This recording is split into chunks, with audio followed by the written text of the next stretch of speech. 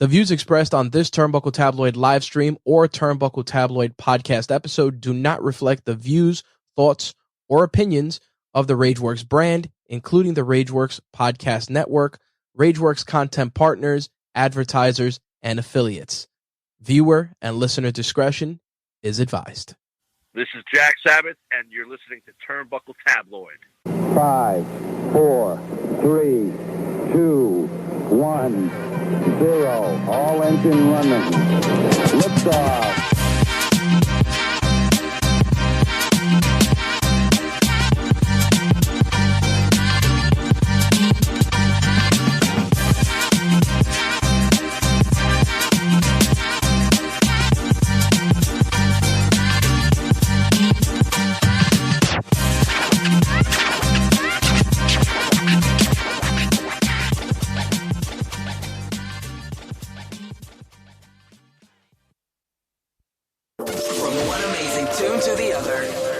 Top of the hour, and this is Bird Vision Radio. You are now tuning in Lockdown Love. I'm taking requests and dropping heat. Stay locked. Here's Mark Bays with Slow Leaks. Hit you from the corner with your eye on me.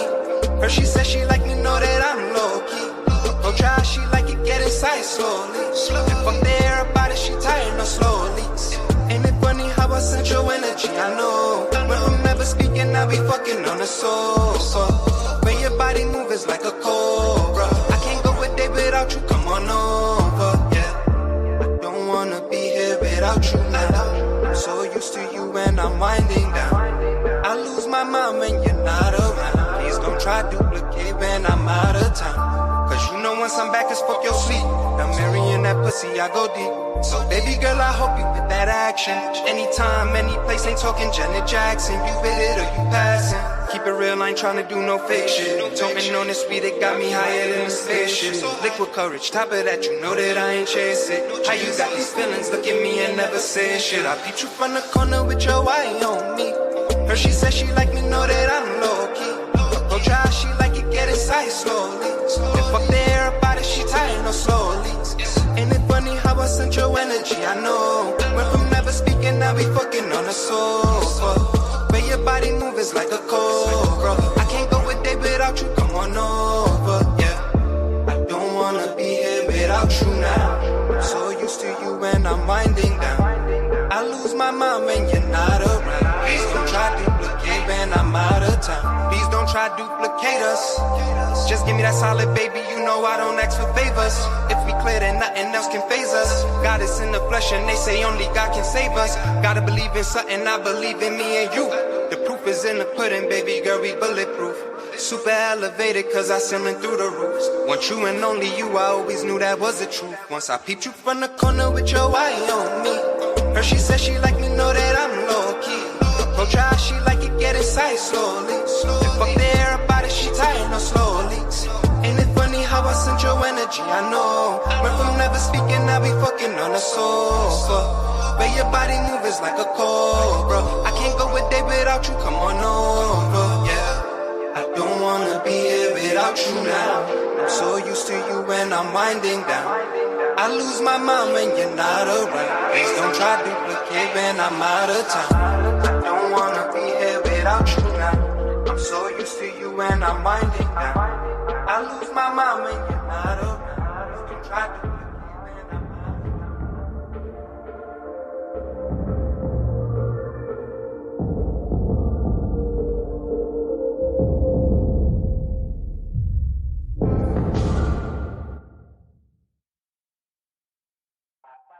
This is your girl's favorite referee, Angel Cruz.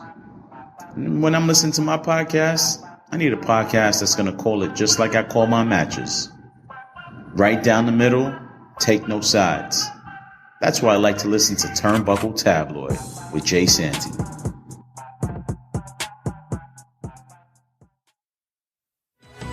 It's Wrestling Rundown with Jay Santee. Live from New York, it's Turnbuckle Tabloid.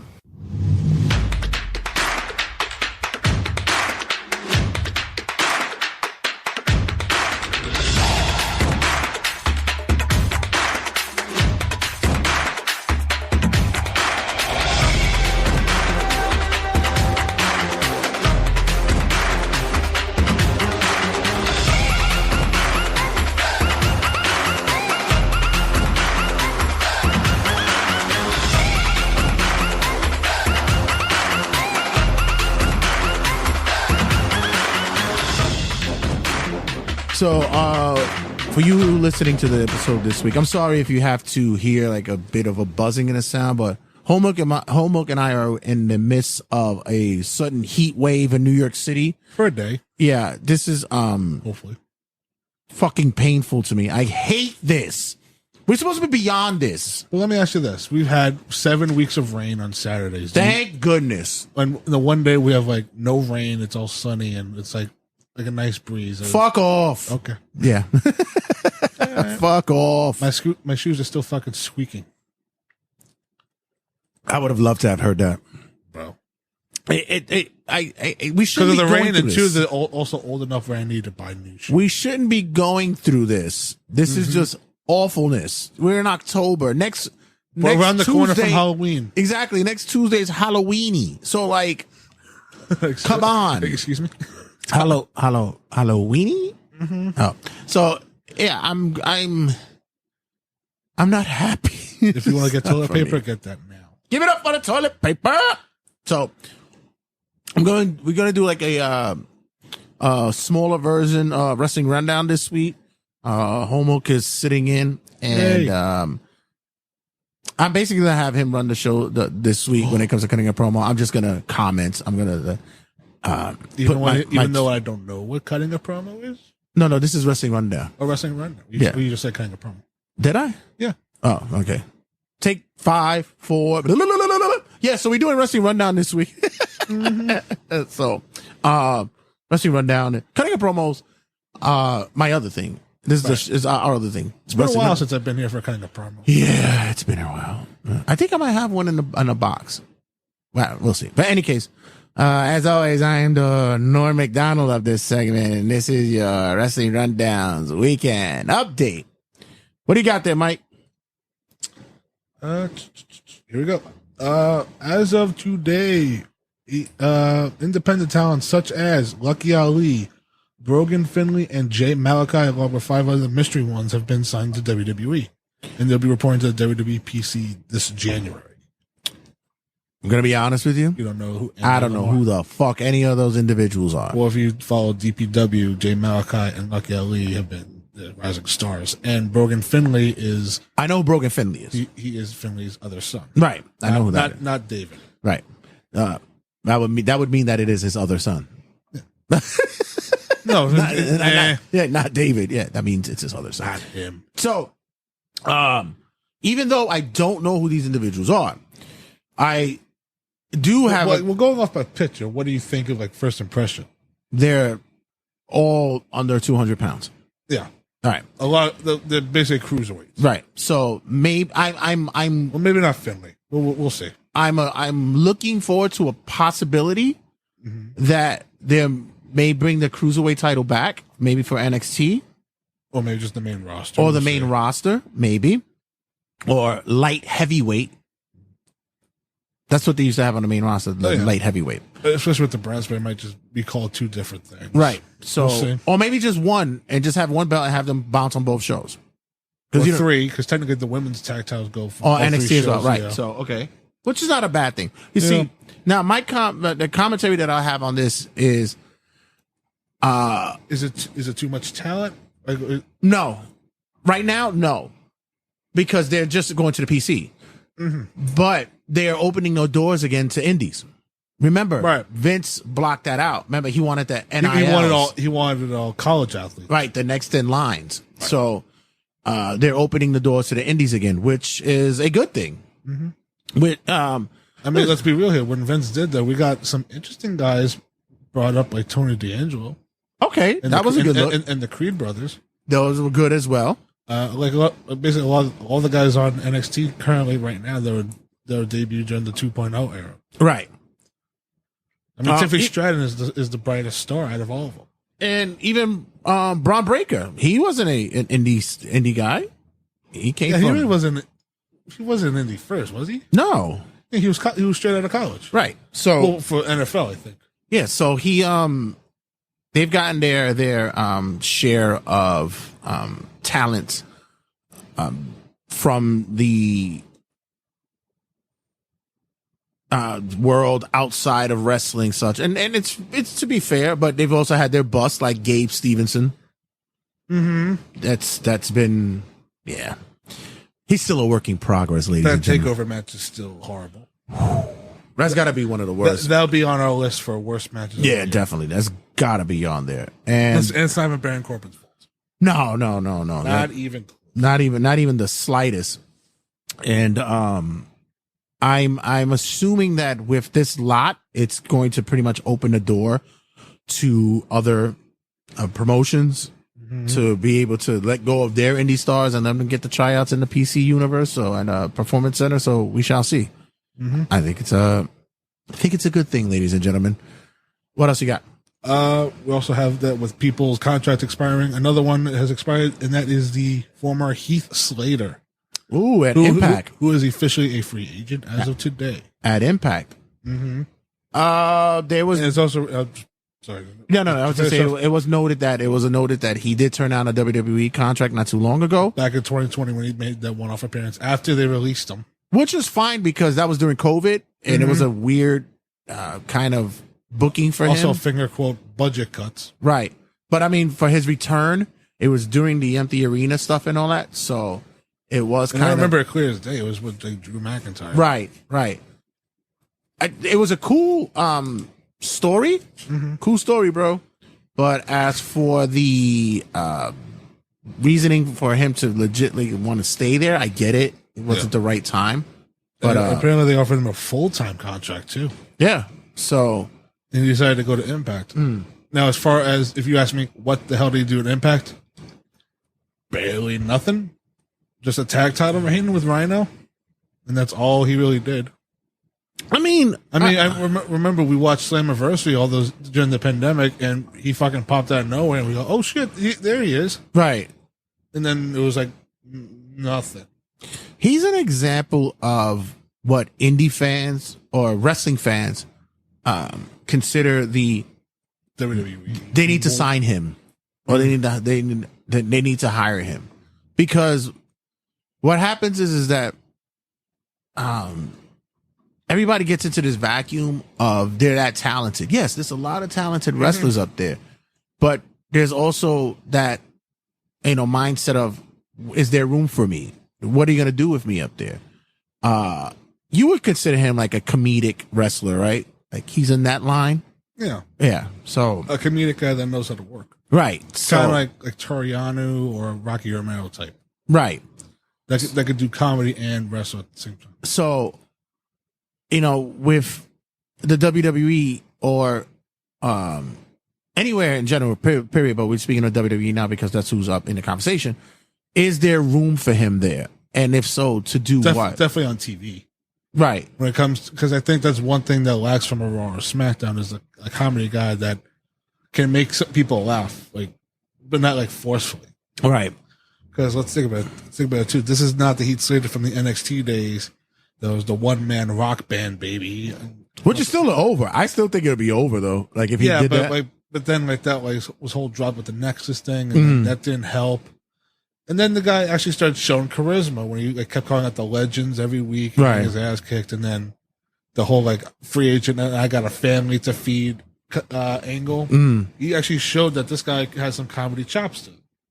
Yeah, so I think that with the possibility there, I just wouldn't want it to be that he's squandering his time there. Plus, he's really talented. Yeah. I think he's another guy that if he would, let's say, would be in part to boost up NXT because they want to make NXT the third legitimate brand. And since they're looking for a TV contract upcoming soon, that he would be that guy that gives a mix of being able to work with the young and the current stars. So I think he could be in that category of what R-Truth is. Right. When R-Truth comes back. That comedy relief, but putting guys over. Good. Yeah. Next up. Your favorite wrestler, Jay. Sticking around on AEW TV till March of 2024. Apparently. And that will be? Bullshit. Who? Ric Flair. Oh. I mean, there was some backlash from that from people for him being in AEW. And I'm like, what did you expect from Rick? I mean, also, what did you expect from Tony Khan as a gift? Yeah, I mean, you think about it. Rick is a whore for money. We know it, and it's nothing. There's nothing wrong with that. He wants the spotlight on him, right? And if anybody's not talking nicely about him or giving him the attention he deserves, he'll fucking pound and leave. Man, listen, I was Did you see the comedy thing where he was at? Was it horrible?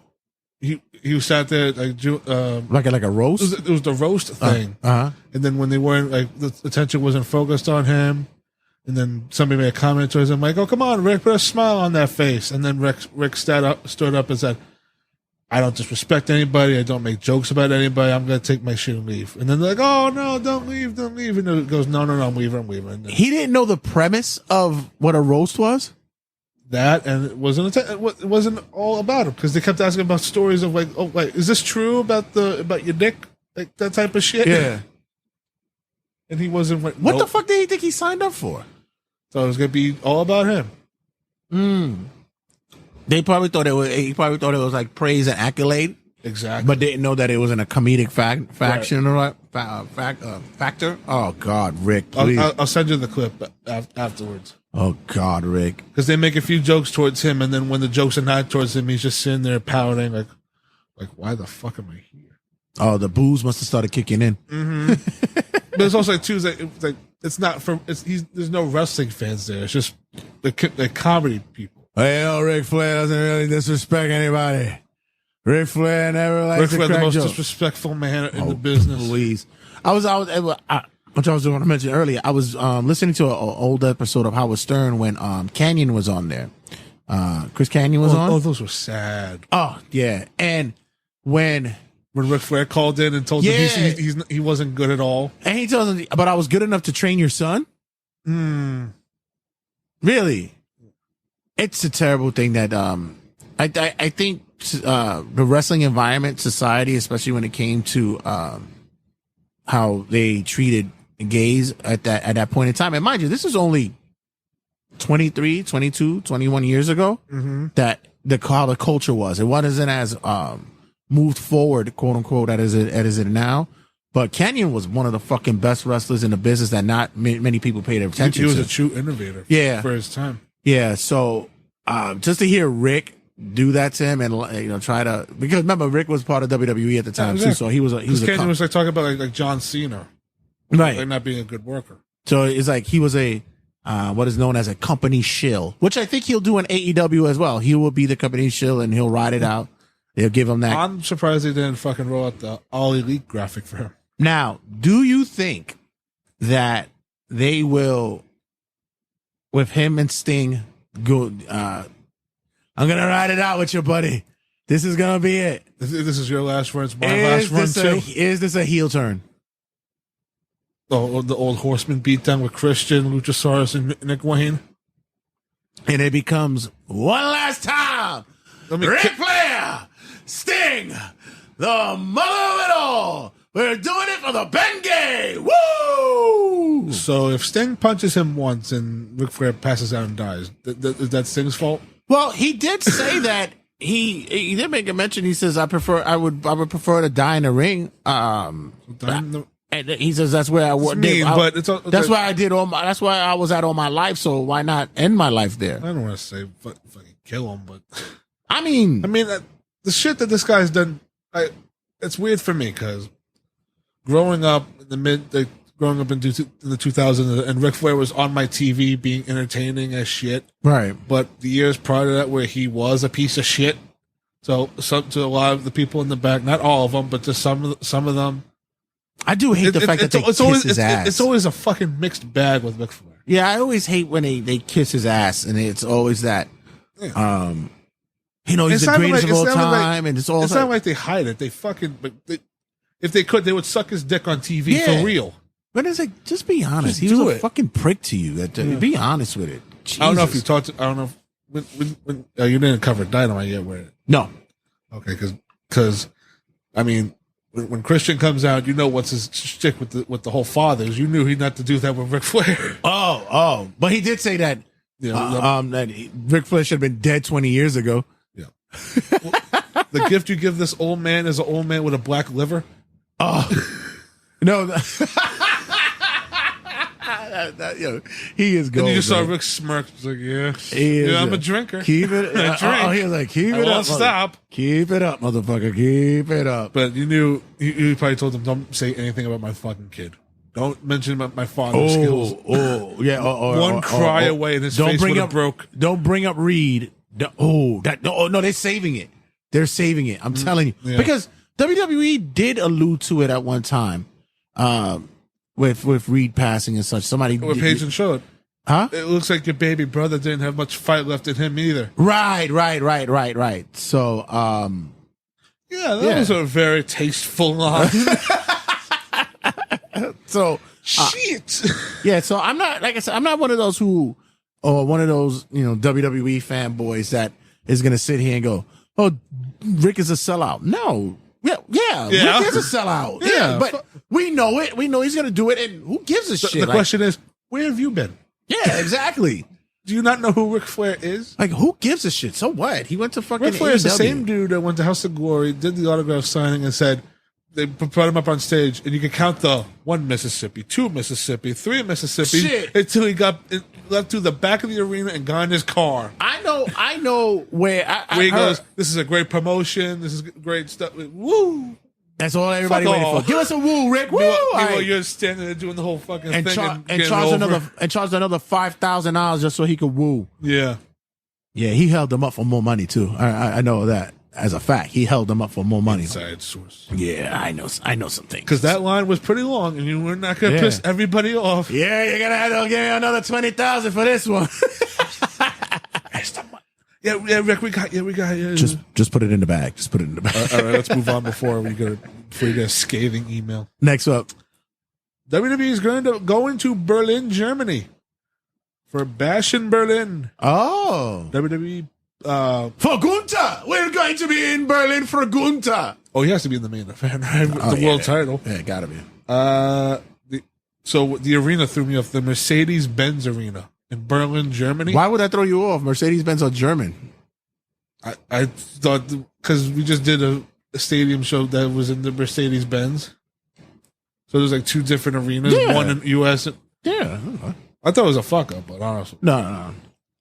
Do you still call them pay-per-views or do you call them premium live events? I still call them pay-per-views. I call them PPVs. Yeah. I can't get my... I was trying to say, because this is going to be a premium live event. A play? It's very, very fancy. I don't shop at Target. Jay, what are you doing on Saturday? Going to watch a play? I'm watching a play. Well, a play? No, a play. Premium live event. I don't shop at Target. I shop at Target.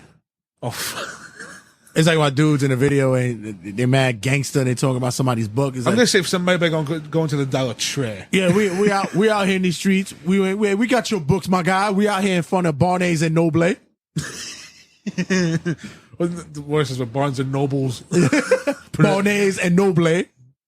So, it's good. It's good that they're branching out more to different so we've done different countries. Saudi Arabia, Puerto Rico. We've done Italy, England again, yeah. India. And now we get to see. Well, India we didn't get to see live, but we heard we saw videos. We've heard some things, but I'm interested to see how this crowd reacts. And Australia is going to be coming up as well. Australia too. Yeah, so a lot of stuff outside the U.S. that if you want to go to the show, tough luck. Or if you want to go, the next stop would be Tokyo, right? The guy Green, they're gonna have to do Japan one way or another. If it's not Tokyo, it's gonna be probably like Nagasaki or something. But the thing with WWE is it's not gonna be like AEW. Be like, we're gonna sell out the Tokyo Dome. Yeah.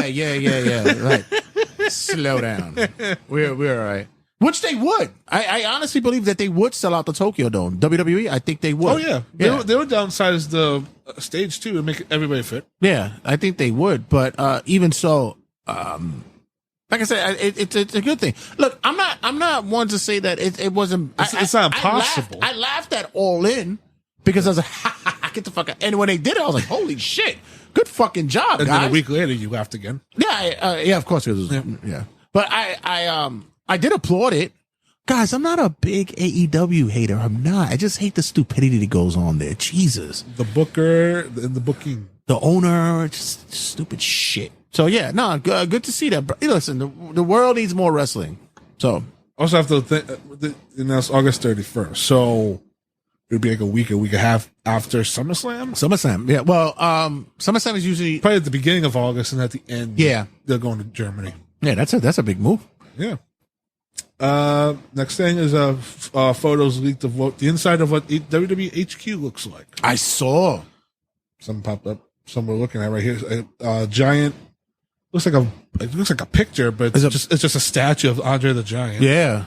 With the WWE title. What the fuck? A ring, an actual wrestling ring, in the middle of the lobby, and probably like the cafeteria called Snackdown. Wouldn't you think that when you see those images that you would just say, "Fuck it, put the Hall of Fame there."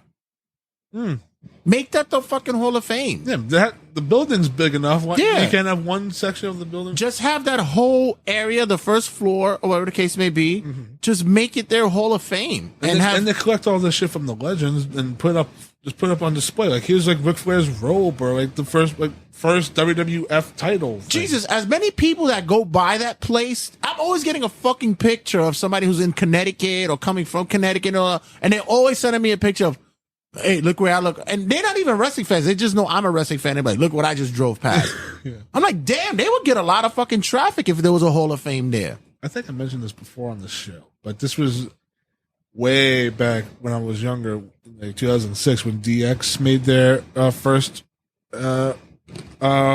reuniting. Was that I had my dad drive me down to Connecticut because when they had the DX spray paint the DX on the building. On the building, yeah. We went down there to go actually see if it was still there, and we did. Did you take a picture of it?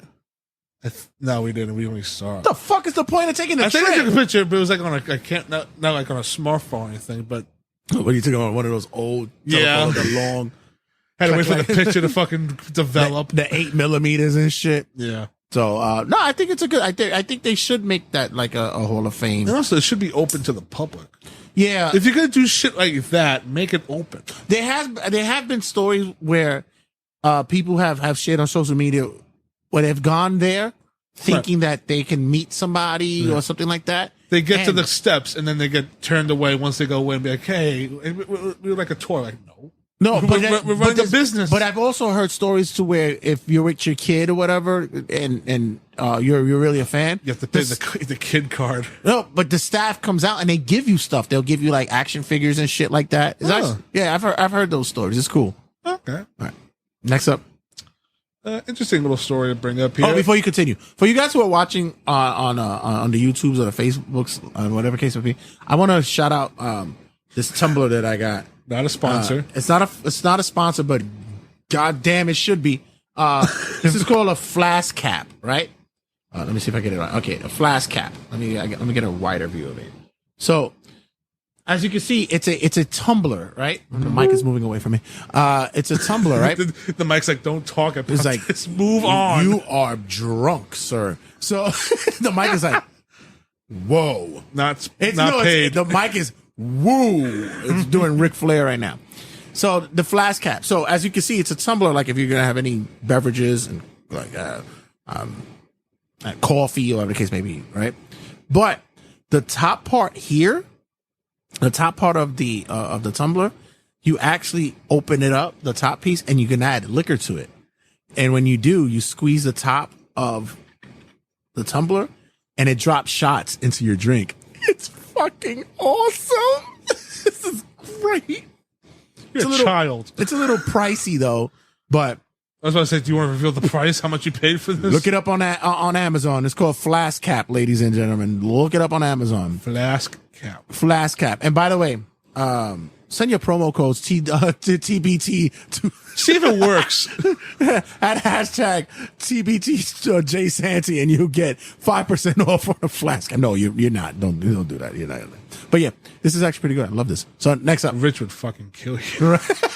Oh no, he'd probably use hashtag RageWorks. Wait, that's actually a good idea. Or just use hashtag RageWorks.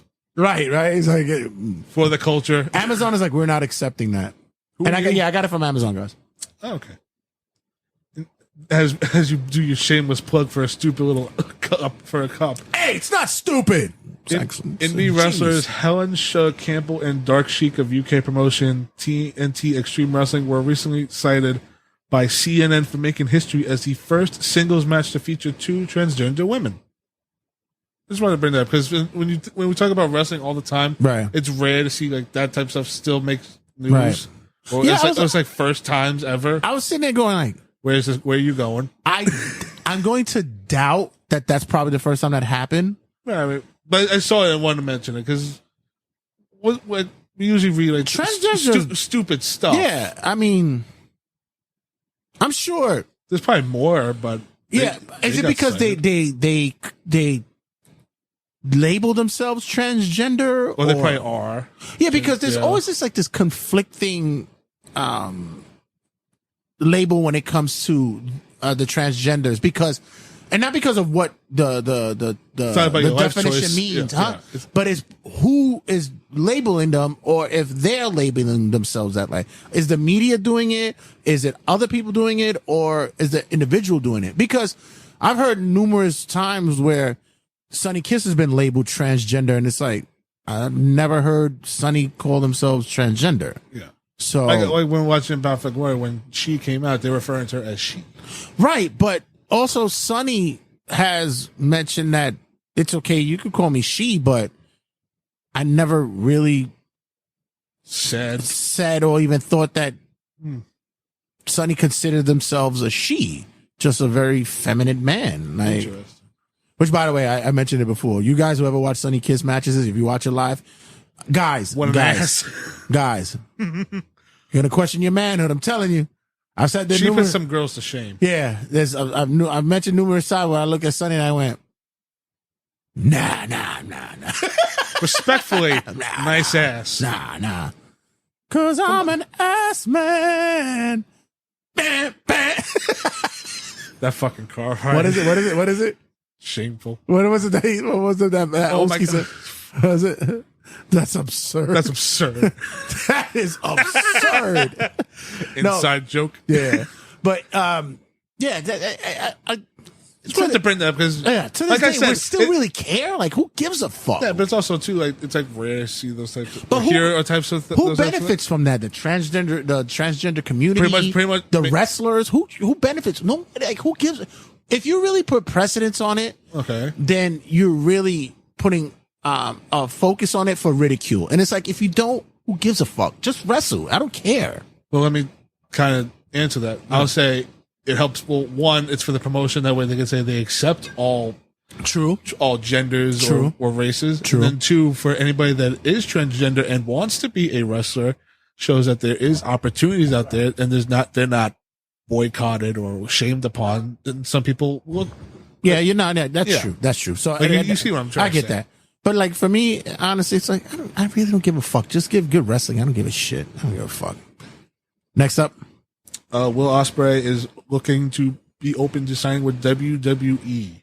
And AEW and Impact. And then there was a follow-up report saying that he's probably going to sign with AEW. Well, those are the 2 major targets that he's looking to. Of course. But there was rumblings that he would go to Impact as well. You see that, because I mentioned in a last episode, in which I think we could speak about it now, because I want to get your thoughts about it. TNA. Impact has recently announced that come January, they will convert back to their old moniker, which is TNA. Yeah. Good or bad thing? See, it's a mixed bag, honestly, because it's like, yay for nostalgia, but it's also like you were doing fine the way you're going now. Like, so it means the change comes off more of like you're trying to get people back. Right. Where I don't know, it's, like I said, it's a mixed bag. Because what's the first thing people think of if you tell them, I watch TNA? Or you watch tits and ass? No. Total nonstop action. Right. But that's an insider thing for wrestling fans. I wouldn't like the name of the company was all ribbed because of fucking Vince Russo. So we have to thank for that. Bro, we gotta give them the TNA, man. Gotta give everybody. I don't think your mic's on, bro. With the TNA, we're not gonna mean it as a TNA as we would know it. Your mic's not on. We're not gonna meet it for the sorry, bro. We don't. It may have been on, but I couldn't hear you through the mic. I just heard you off the mic. Yeah. I got it now. My fault. Because I had my cough, my my cough button on. It was dude, listen, man, TNA, honestly, everybody knows what TNA is, but for us wrestling, TNA, it'd be total nonstop action, bro. I mean, bro. There you go. I was about to say, where's your bros? Bro, come on, bro. So, are you on? Yeah, I'm on. No. Let me see. There you go. There you go. Yeah, here I am. Bro, that's what it was. I had the wrong I was call. talking about TNA. Yeah, it's like, come on, bro. I mean, honestly, bro, TNA, everybody. But the thing is like, I like it because, like you said, it's nostalgic. Right. And apparently the investors overseas, the international investors, they still refer to it as TNA as well.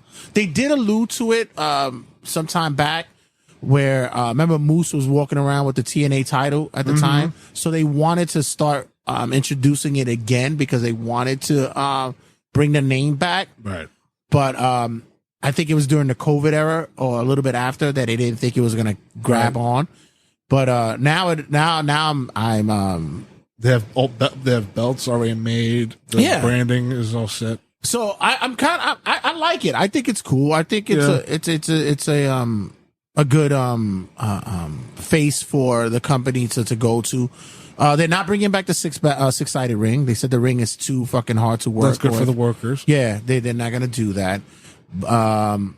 As a kid, I liked when I tuned into TNA, and that's the first thing I saw. I go, oh shit, they have a different size ring. Right. But then when AJ revealed that ring sucks. Yeah, when you take like the robes were not even moving, or like there's like the whole ring was hard. Like I think I had a conversation with Red and even Homicide about it, and they said that shit was just painful. It was a pain in the ass. Like it wasn't really good to work on.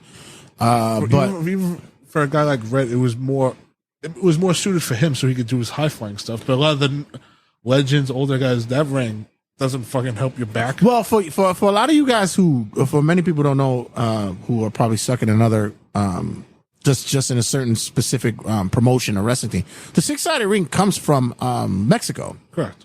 And their six-sided ring is actually a little bit more wider. Yeah. And less beams. Yeah, and it works a little differently. There's a little bit more give to it. But which I never understood because TNA didn't start that way. They started with a four-sided. They started with ring. a traditional ring, right? So I don't know where they came up with the idea to do the six-sided, but when they went to Fox Sports Net. Oh, okay. And for me, I think the new the return of TNA, I think it's gonna work. I think it'll be okay. But the whole shit is like, great, you got to do this, but you're still stuck on access. How many motherfuckers could get access? Yeah, honestly. You don't get a lot of promotion. Mm-hmm. We don't see a lot of advertising for it. A lot of this stuff is on Impact Plus. So right. That's a streaming service that people if they choose to pay monthly. I was talking to M2 Inc. because he says he's looking for a certain matches. One of the matches that he's looking for in particular is Amazing Red versus Samoa Joe. And that'd be on Impact Plus or on the YouTube. Right. I said that you could look for it. He says, I can't find it anyway. I said, you might want to go check Pluto because Pluto fucking has it as well. Not the planet. Yeah, I know. The network. The streaming service. Pluto might have it. So we shall see. I think it's going to be an interesting look. With that being said, not only Ospreay has been considered for possibly there. Get back to Ospreay. How much would Ospreay help in TNA? Once again, despite their TV deals, it's different because it's leading me to another person. It's different because Ospreay is locally, and not a bad thing, but he's a local wrestling guy. Mm-hmm. Like it's not a person that everyone knows already. Right. And I think we could both agree. We could say he's one of the best wrestlers currently. Right. Now, and it's there'd be no argument with us about that. I could tell anybody until I'm blue in the face how good Ospreay is. Hell, I could have told anybody how good Kenny Omega is. That's blue in the face. And I'm talking about novice or returning wrestling fans, whatever. And they'll go, okay.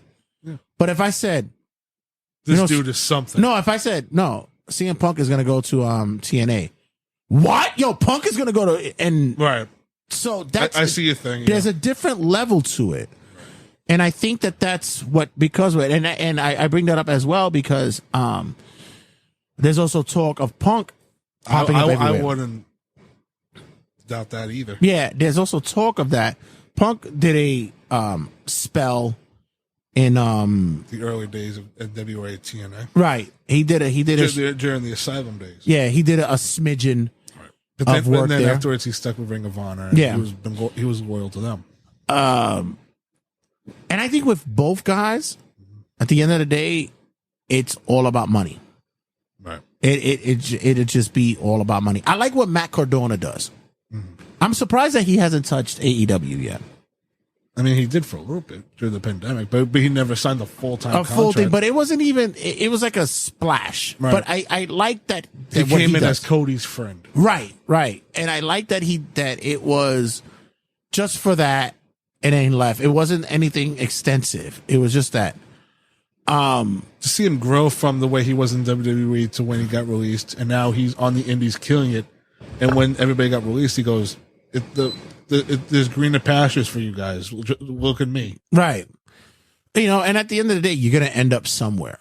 Yeah. And there's so many promotions out there they'll sign you up to something. Right. So Ospreay, for instance, it's like because right now he wants to slow down his work rate. Mm-hmm.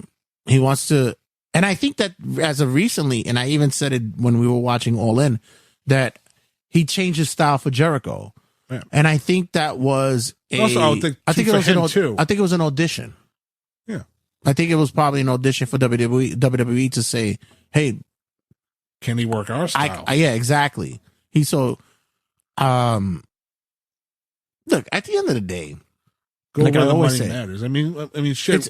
That's what it's gonna be. You and me were always debating with Henry about like certain guys, like, oh, Brian Cage should go to WWE. He'd be better over there. I know you're a big Cage guy. Right. You would have loved for him to go over there. I was saying the same thing for Jay White. If he goes to WWE, they treat him like a star instantly. Right. And when it comes to Ospreay, he fits the AEW molds. I'm not saying it's out of the question for WWE. It'd just be interesting to see how much they want him to slow down, or see how much his work rate stays. But the model is different too, because since the old man is out of the picture, yeah, which they just recently released a picture of Undertaker and Vince McMahon at holding himself on a cane. Yeah, he's on a cane, so it's like any day now. Any day of what? So, oh God, come on, really? You're so dark, sir. It's so dark. I mean, come on. I was thinking of more retiring officially, but okay. We saw that this man doesn't retire. You're out in public with a cane. Well, his whole thing was with the Undertaker. His whole thing was that he never wanted to show that he was vulnerable. Mm-hmm. That's as vulnerable as it gets, ladies and gentlemen. Uh-huh. You holding a cane. The amount of stories of him getting a blowjob from a woman is not going to make this man go away. More power to him, bro. I would wish I would be 78 years old getting top from some chick. I would fucking be. More power to him. Go lick his asshole while you're at it. But listen, exactly. Give him the reach around. Whatever the fuck. Rusty trombone him. But right now, WWE. No, but right now, with Triple H running, you think it'd be interesting or right? And people always long for the dream matches and the dream matches, the older days of wrestling where you didn't have to have like an individual who stood at a promotion for 3 years at a time. They come in, have a shot, do maybe 8 months, maybe a year, or if that. Have a dream match, maybe a slight title run. And dream moments like where Will Ospreay's flying through the air. Let's get and then it gets caught by Randy Orton for an RKO. Right. Let's get that. Let's get a Ospreay versus Rollins match. Or especially that one that spills over Twitter. Right. Let's get a Brian Cage versus Bobby Lashley match. Like, let's see something like that. Did that happen in Impact?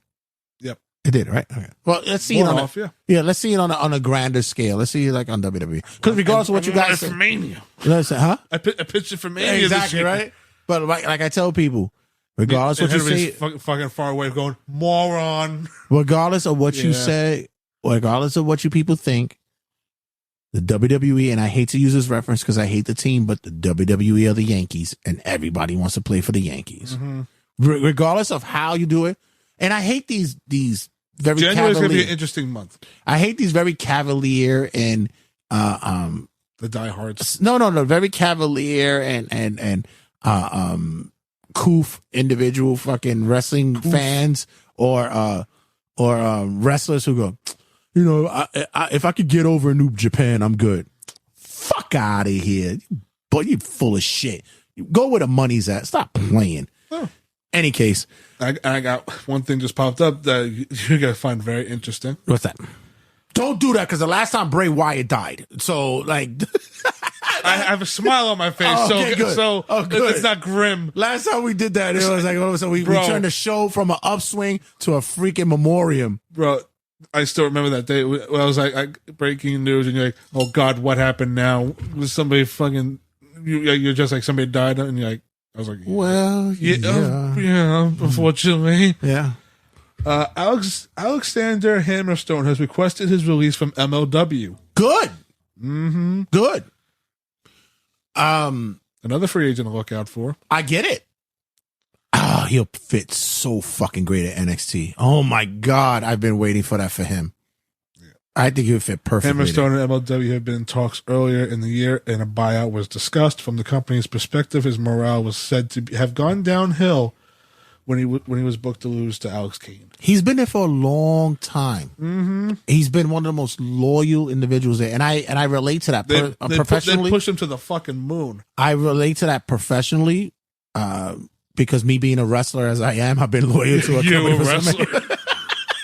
Where's Homicide to fucking call you on your bullshit? Yo, bro, yo. What do you mean you're one of the boys? You're so stupid, bro. You're not one of the boys. Shut up. No, I know I understand professionally as in like work-wise, you stay loyal to something for so long and you get comfortable. Yeah. It takes a lot to take that leap. And he's often been compared to Triple H, which is not a bad thing. That, and for even me, I looked at him, I was like, are you fucking MLW's Hulk Hogan? Well, yeah. You're fucking, the color of Hulk Hogan is a hot dog, and you're posing like you're fucking Hulk Hogan. Well, he does it as a biggest goof. Hulk Hogan. He does it as a goof, but yeah, seriously, like, and I think that him and you said in NXT, yeah, I would like to see him show up. This guy's name also popped up too, but I think he said he retired. Richard Holiday, he would have been perfect. No, Richard, he hasn't retired yet. I thought I heard. No. As a matter of fact, I think he was mentioned at he was at the PC. I think he was at the tryouts. Yeah, I think he was at the PC as well. Right. So, for him. Oh, I would like that. He'd be an easy walk up to go to NXT and go face to face with Braun. Didn't he reveal he was supposed to go to NXT at first before MLW? This was years ago. And then his contract got taken away from him. Yeah, this was years ago. Yeah. So I think that he fits the perfect model for that. For them, he's still young. Yeah. So I think that he has that look for it, and I wasn't happy as well with the. Him dropping the belt to Kane because me and Kane got heat. I don't like him. He don't like me. Sure. Yeah. It's TikTok heat, baby. TikTok. When you're on TikTok, you know it's real. We got heat, baby. We got heat. You know those boxing events, Logan Paul and KSI box out. Jay Sandy's gonna be on those I'm in the mix. Fighting Alex Kane. I'm in the mix. He didn't think my views of AEW and their ratings and audience made sense. So he told me to get the fuck off his page. So I was like, all right. Meanwhile, the wrestlers on a YouTube channel. I'm gonna come see you later. And then what happened? I was right about what I said. I didn't see you. But still, I was right about what I said. Mm-hmm. So, no, it's good. It's a good look. I think that he should take that leap. And NWA, he'll be cool there. He could be an instant sensation there. Yeah, Impact, automatic gold. Yeah. But I wouldn't. It's interesting with NWA too. Now they got a TV deal, right? They're on the CW. Yeah, and with he could instantly be a face, the White Hope. Yeah, I said it. Yeah, the NWA doesn't have enough of that. Yeah, fuck. Tyrus and EC3. What was the last time a black man won the NWA World Title? R-Truth. I'll wait. R-Truth, 2003. Really? Was it that long ago? Serious. No. Yeah, look it up. It's a sad Yeah, wow. Yeah, shit. Rob Conway won the NWA title. Yeah. Just look at me. What's his oh my god, Trevor Murdoch. Trevor Murdoch. Oh, whiter of whites. White America. Matt Cardona. Yeah. Nick Aldis. Wow, you right. Shit. Oofa. Even before Territories, everybody. But I'm gonna say, even before that, the last one that I remember was Adam Pearce. Ooh. Mm-hmm. Yep. Yeah. Yeah. So, any case, it'll be a good look. I think that NWA Impact. He's actually going to be a sleeper free agent. I wouldn't see AEW getting him at all. Huh? AEW is probably, I would say, out of the running. Yeah, yeah. But I think he might be a sleeper free agent upcoming. That other guy from MLW, I'm surprised AEW picked up. E.G. Nudoku. He was there in AEW. He was in NXT. Oh, okay. Yeah, and Nudoku was in NXT, but he got picked up by AEW, and right. No, he's nowhere to be found. Supposedly, he's on Ring of Honor. Don't even get me started on the Which, fucking Ring of Honor. Which, by the way, I'm gonna load up my Tumblr quick, but I want you to go into the because you posted it on the Facebook page. Shout out to Homework Mike. He does a lot of work for us for the social media outlets on Turnbuckle Tabloid for Turnbuckle Tabloid, and he posted it on the Facebook group page. Mm-hmm. This is where I have to find the Athena accomplishment. Yeah. And I want your insights about it because I loved your commentary about it. Athena is quietly putting together one of the best championship reigns of 2023. This is from the Pro Wrestling World page on Facebook that I shared on the group, where they write, defeating Mercedes Martinez at Final Battle 2022. Athena solidified herself as the longest reigning ROH Women's Champion, and her reign has reflected how good she truly is. Athena is the first black woman to main event AEW Dark, Rampage, and Honor Club. ROH Honor Club. Her and Willow Nightingale are also the first women to main event an ROH pay-per-view in the company's history. First aside, Athena's reign has been quietly in-ring and character work. Her recent work with her minions may sound cheesy, but it works. It's perfect to bring along up-and-coming star and Billy Starks. Athena is everything you want in a wrestler in all facets. That's what I shared on the group page. And what I put was she should be on AEW TV doing all this and not be behind a stupid paywall, which is Ring of Honor Club. So I commented on it, and this is when our boy Henry gets involved. Yeah. Should I just? No, you don't have to. Well, let me just. Well, he said wait, but when ROH Town and AEW people complain, she should be in AEW, but you saw what happened to her when they were pushing Jade Cargill. Athena became one of her victims.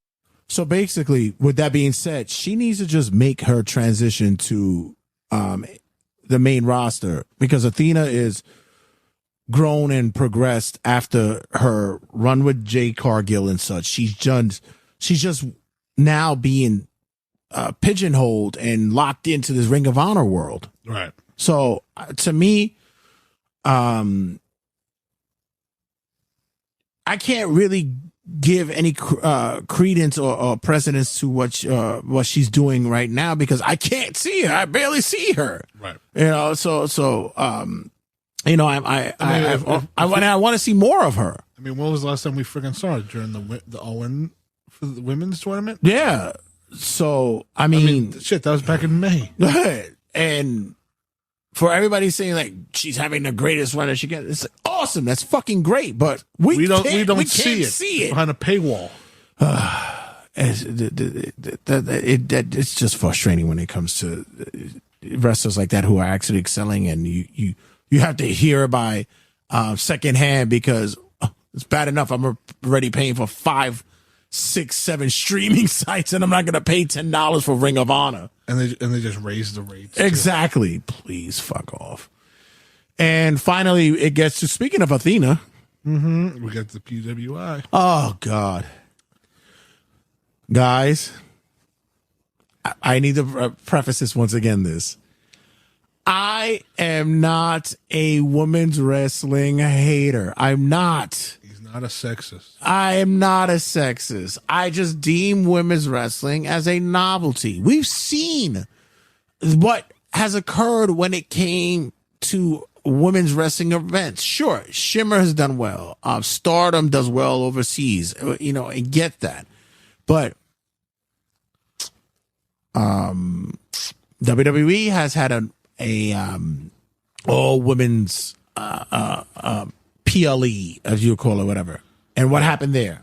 They didn't run it back, did they? No, but I would say from remembering it, I gave it 2 thumbs up. House of Glory had a all women's event, and I saw more people. I'll comment. I've seen more people at a White Castle's restaurant at 3:00 in the morning on a Saturday evening or morning after a drunk stroll in the bars than I did at that event. A stroll, huh? Yeah, a stroll. You know. Shout out to who won the event again? Natalia Markova. Who? Natalia Exactly. I've mistaken her for Masha Slamovich. Mm-hmm. That's just what I do. Hey, listen. Russian, Polish, they all sound the same. I don't know what it is. Markova Army at J Santy. Okay. At him. At RWJ Santy. So while I get a refill, let's get the no top, refill from you. Stay here. Let's get the top 10. What do you have for the top 10? Top 10 PWI 250 women. Which, by the way, if women are so equal to men, why do they have half the list? Why is it half 500? Yeah, I'll wait. Secondly, we'll get to the list. We'll do the top 10, but then I have some questions about this list. So slowly, just take your time. Let me fucking give some. Let me fill in the dead air. Yeah. Let's while do you that. get a refill on your stupid cup. Hey! It's not stupid. Not sponsored. So the top 10 of the PWI women's list. I don't even know. I guess sure that's how to refer to it as. Number 10, Jordan Grace. Aside from bodybuilding, don't remember what she exactly did the whole year. Number 9, Camille, NWA Women's Champion up until this year, finally been defeated. Number 8, Willow Nightingale, East Coast girl, so good to see her on the list. Number 7, Deanna Perrazzo, again East Coast girl from New Jersey. I think when we get so far, she's probably one of the better workers on the list so far up to this point. Oh, Deanna? Yeah. Yeah. In ring style, like which, by the way, she's probably one of the better ones so far as we get through this. Which, by the way, shout out to Camille. Camille has the least wrestling experience out of the women in the top 10. So good for her. It would be also interesting to go back during. Well, you look at me like you're not gonna have fucking time to do this. Go back and see like where she ranked before. Oh, okay. Yeah, I'm not gonna do that. Yeah. Number 6, Athena.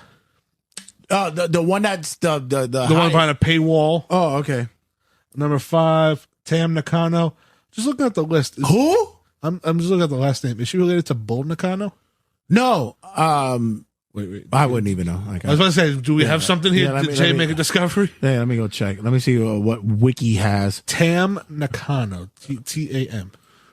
Tam Nakano. It sounds like whose line is it anywhere? Something like make a skit with Tam Nakano. Make a song about Tam Nakano. Go ahead. You can number 4, Jamie Hayter, which is when was the last time we saw her? Right, exactly. It's been over like 6 months that we've seen her. Number 3, Bianca Belair. But it's kind of racist for us to say Tam Nakano and like. Nakano's like probably like Smith in Japan. that's their normal name over there. Exactly. Number 3, Bianca Belair. No, Tam Nakano is not related to Bull, right. But apparently she received she released her first EP with fellow wrestler Natsupuri. I'm just gonna go with that. And it's called that was me hitting my head on the microphone. Tears Trail. Tears Trail? Yeah, that's the name of the album. So cop it. It's hot. Yeah. We might play a little bit later. Yeah, we might not. All right, let's How many times Bianca Belair fine with? Number 2, Julia. Oh, you got her name right. Good. Yeah. Look at me. Guiley. Progressing. Yeah, it's like and when we play Street Fighter, Guile. In Street Fighter, it's pronounced Guile. Oh, okay. So it's Julia. Okay. The G is silent. All right. And number 1. The G isn't silent. It's just like giraffe. It's not silent. Number 1, Rhea Ripley. As well as she should be. Right. Why? Because she works like a man. Exactly. You see, you're getting it. She works like a dude. Yeah. So can I ask you honestly? Let me ask you this question. Okay. When it comes to the women's matches, compared to other like the men's on a pay-per-view, if you were to give them ratings, do you grade them on a curve? You personally? Yes, I do. How much? Okay, first of all, the one thing say like the men's like the best men's match on the show is like 5 stars. Do you give the women's like that was the second best match, but it's the women, so it's a 4? No, I don't really. I don't do that. You just do like if they work. Like, if I know they stole the show, I'm good with it. Okay, like when Rhea worked with Charlotte. That was probably the second best match on night 2 or night 1. And I don't want to hear that. Sorry, I had to rip a nail off. I had an ingrown hair growing. It was annoying. I had an ingrown hair growing. I don't. Best match on the show. In this world, let's look at the top 10 matches of all time. Mm-hmm. Are any women's matches on there? For WWE? Anybody. Or just wrestling in general? Anybody, yeah. Top 10 probably not. Top 10 matches of the year. Is any women's matches on there? Maybe. If we have to look it up. I'm talking about if it doesn't come, it's not going to be on the top of our heads. The only one who would probably had broken that that barrier, that wall, would have probably been like Bailey and Bianca Belair. Not Bianca Belair, sorry. Bailey and Sasha. Takeover. Yeah, like those. Right.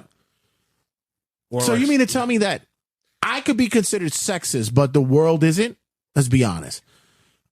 One of the best matches that I've ever seen. You're just the closest sexist I know. Possibly. But one of the best matches that I've seen from women's, and this was years ago. It was it was an OVW match. It was an OVW match. It was a ladder match. It was what was the Pirate sister's name? Not Pirate. The Kairi Sane. No. The Pirates. This was years ago. Katie Lee Burchill versus Beth Phoenix. Beth Phoenix ladder match. OVW. Probably one of the best women's matches I've seen, especially when it came to props. I thought it was one of the best matches. You're talking like 2006. Exactly. No, but this is what I'm saying. And that was that's a developmental brand. And why? Because during that time, women's matches weren't even the last one that we had seen that was mainstream was Lita versus Trish or some shit like that. You know what I mean? So that opened up the eyes to me when it came to the possibility that women could work. How'd you see that? You watched it on YouTube. Okay. And it didn't come out not too long after. Was that when Paul? Was that Heyman had that little book? Yes. Okay. Yeah. So, no. Was it? No. It was Cornette. Cornette had the book. Well, what OVW? Yeah. Yeah. So, the time span is probably so close. Yeah, it was kind of. In any case, so during that between Beth Phoenix and Katie Lee Burchill. Yeah, look it up. It's actually a really good ladder match, man. It was actually because you didn't do that. Those two I would not even picture in a fucking ladder match. Yeah. So, with that being said, when you look at the list, you see that the individuals who put in this list together, they want to be far more deep when it comes to their wrestling, because like a lot of their people on their list are Japanese wrestlers. Yeah. I mean, on an American fucking like site. Asuka got number 11. Cool. Toni Storm was 12. Masha Slamovich 13. Jade Cargill at 14. Roxanne Perez at 15. Kairi, I assume this was Kairi Sane, number 16. Miyu Yamashita at 17. Chris Statlander at 18. Mizuki at 19. And Seiya Kamatani at 20. Who's that? I don't know. Oh, exactly. But then we have Charlotte Flair, Ronda Rousey, Trinity, Io Sky, Tiffany Stratton, Ty Valkyrie, and so on. Right. So,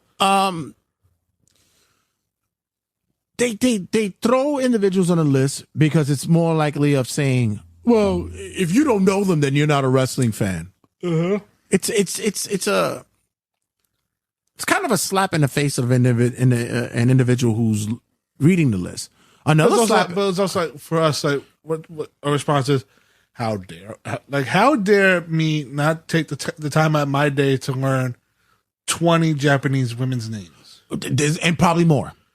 Yeah. Now, but granted, like 20 in a day. Like, how dare I not know? Now, granted, the next I don't one, have to. I could probably find a link for Stardom or Yoshi or whatever the fucking these women promotions in Japan. The thing is, I don't have the time, or I don't have the desire to go out and find these resources. Right. So when I have a job, I have shit we have to do. lives. But when WWE introduces, I'll say this as like a guy that's grown up as WWE first. When you introduce me to Asuka, Io Sky, and Kairi Sane, and I go, holy shit, like, these women are impressive. And then I see older stuff of their of their work. It's like, okay, I get it. I get like where their style comes from. You see, and doesn't mean I have to go follow like 25 other ones that do the exact same shit or even better or worse. Well, it's like when I show people the video of Asuka getting her ass whipped by Suzuki. Right. I show it to them and they're like, "Oh my god, what the fuck is wrong with dude?" I was like, "She wants that." That was a badge of honor. Yeah, that was her saying, "I want to work that way." So, pardon the sound effects in the back. They're alerting they're alerting everybody that this is going to be a very sexist part by my. This is the alarm. This is where the sexist. This is the sexist part of Jay Santy. So, no, but my whole belief in women's wrestling is work like a dude. Because, the thing is, like, I can see where people like me go like, sex is like, I wouldn't have to say work like a dude. I'm just saying, I would say phrase as just work like everyone else. Work like a dude, because it's been a male. Listen, Mildred Berg. I've never been around for the days of like Mildred Berg or Moolah or I was there for like Wendy Richter and all that shit like that, but I wasn't around for those early days of women. But from all you hear from like wrestling historians was like they work like dudes. So work like a dude. But when you look at the list here, which was kind of weird because you had a wrestler like, for example, Anastasia Morningstar, right? Anastasia Morningstar, which kudos to her. She made the PWI wrestling list at, 497 or something like that, right? Where the fuck is she on the women's list? Right. And like you said earlier, why is there only 250 women? Why isn't there a 500 women's list? Right. So if she made the quote unquote men's list, why is she at 250? Oh, at all? No, she's not at 250. She's at nothing. Right, she's nothing on the list. She's nothing. So how did that happen? In this case, is like if the women are supposed to be equal as the men, why isn't there just one giant list mixed with both because the there's more men the wrestling than women. So here's the other thought about this. Right. Which even still, there's still over 1,000 and something women wrestling. Right. And also in some cases for the women, some of them are better than the men. Right. Shout out to JC Storm who made the women's list. Shout out to Tina San Antonio who made the list. These are women that I know that I've spoken to, and I'm happy that they made the list. Masha Slamovich made the PWI pro wrestling list at 15. Right? but made the women's list at 13. I think like Masha was ranked higher than. No, I wouldn't say. It was like is close to ranked with Bryan Danielson, who's arguably one of the best wrestlers in the world. But how do you only make 13? If you're 15 on a professional wrestling list, you should. Why aren't you in the top 5 of the women or number 1? Right. You're the highest ranked woman. Rhea Ripley didn't make that list. Yeah. So where you could make it in the case that she could be in the 20s, in the top 25. Right. So if we go by like popular rank or like win-loss record, whatever the fuck it is. This list don't mean anything. They're just here for this. So people can talk. Yeah. And Phil and have this fantasy thing of like should the women be better than the men or the men just more dominant than the women? And Phil segments on the podcast that's over an hour long. Exactly. Yeah. Content. Like I said, this doesn't. Here's the big one. Okay. This is certain female wrestlers. Well, look, purple. Your favorite color is purple. Jot off some people on this list that may or may not have been a little bit surprising to you. Let's see what it is. Because we were talking about it off mic, but Gigi was ranked higher than JC. Okay. By 4. All right. Like 104 to 108. And there's numerous people on that list. Maki Ito was like Julia Hart's at 105. Okay. Mariah May at 95. She's about to go to AEW. Right. Lady Frost at like 79. Okay. Ruby Soho 72. Steph DeLander 69. Cora Jade 65. Right. Maki Ito 60. What? What the fuck is that? 61. Mercedes Martinez. Come on. And you know who I noticed is not on the list? Serena Deeb. Deeb and Mercedes Moné. Not on. Well, both are going to say, they were injured, but Charlotte's on the list. Yeah. Jamie Hayter's on the list. Ronda Rousey's on the list. Ronda's on the list. Not Anastasia Morningstar. Shout out to Morning. So, we're going to get you on the show. We're going to find a way to get you on. I gave you big shout outs. Mike is giving you big shout outs. This is the most like her name has ever been said. Oh, maybe. Come on, maybe. Yeah, it is actually. It is. It is. Maybe I'll say in a row. Yeah, but honestly, it doesn't make Diamante 135. I don't remember the last time I've seen her wrestle ever. You have high hopes for this one. Chelsea Green at 150. Yeah, she's gonna go up. She's gonna go up next year. Yeah. Alicia Edwards at 159. Okay. Lufisto at 171. She should be on her retirement tour. I don't even know why she's even on. She should have been 250. She should have been after. Oh wait till we get to the 250. Shout out to JC Storm who made the list at 242. Mentioned. Good for her. 250 just with the best work. No, we got 2 names back to back that fucking amazing names. Yappy at 250. Yappy and Maya World at 259. First name Maya, last name World. I kind of like that though. Yeah. That's rather creative. Yappy. Who the fuck is Mia that? Friday. I was just gonna go through the list. That sounds almost kind of racist. Mia Friday. That's yeah. Tina San Antonio. Shout out to Tina. Sexy Star the second. Yeah, because the first one got blackballed. Fucking Meechin at 224. Wow, that's because she's not getting a lot of TV time. Yeah. And no, come on, Janai Kai at 205. Come on, don't get to the one. Get to it. 194. No, Ultraviolet. Oh, get the fuck. She's better than Dark Chic. Who's making this list? She's better than Demarius Dawkins. Have we ever walked away from an ultraviolet match and said, "Wow, that was great. That was actually a good ultraviolet match. That was awesome." She's better than Genocide, and she's actually pretty good. She's better than Ivy Nile. She's actually good. Yeah. You know who's not on that list? Alba Fire, or Isla Non, or Kaden Carter, or Katana Chance. Yeah, like I think maybe you want to expand that list a The little one bit. person that is better than Ultraviolet, Zaya Brookside. No, and where she's at? She's a UK. No. What number she's on the list? 193. She's actually way better than that. Little mean Catholic. All right, mean Catholic. I'm not even going through all this shit. I'm just at a loss of words when it comes to. Once I saw Ultraviolet on the list, I was like, okay, this really shows that the list is meaningless. But do better. Gonna wrap it up, guys. I'm gonna wrap it up. We can't be all day.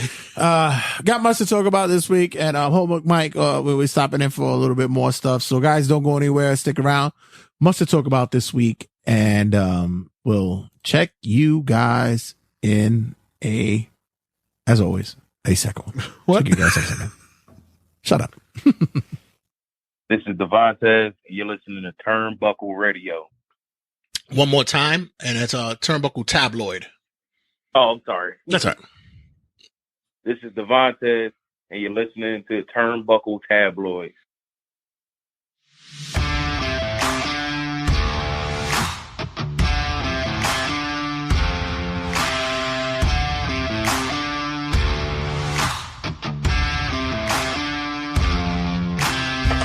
I love the fact that I can actually sit down and have conversations with not only my wrestling fans, but I also get a conversation with someone who's in the business. And when that happens, we open up the door to not only their professional life, but we also get into their background of how they get to there. We got our boy, and I was put on to Joe because of a friend of the show, our guy, our referee, Angel Cruz. Handsome ref. Oh, he's gorgeous. He Handsome. is. Oh, Jesus Christ. He's my favorite ref of all time. It's gotta be. And Joey Conway comes our way, and I heard rumblings through other promoters who've been on the show and fans and such. But I saw you live at a show recently, and I was like, this guy got something going on. But I said, the look. He's too sexy. I don't think wrestling is ready for that too sexy beard look. I was like, he's not ready for that. I think we'll have to work on that. But we got Joey Conway here, and I'm happy that you took time with us. And I have to say is how do you deter your sexiness? How can you pull away from the sexiness from being a wrestler? I have no idea. I don't see myself that way. I don't see myself at all in any positive light. I'll tell you right now, I am my biggest critic.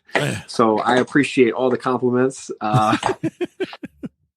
I just live my life this way, and I appreciate that you think I have some sexiness to me. I think it's the beard. I think the beard draws a certain attention.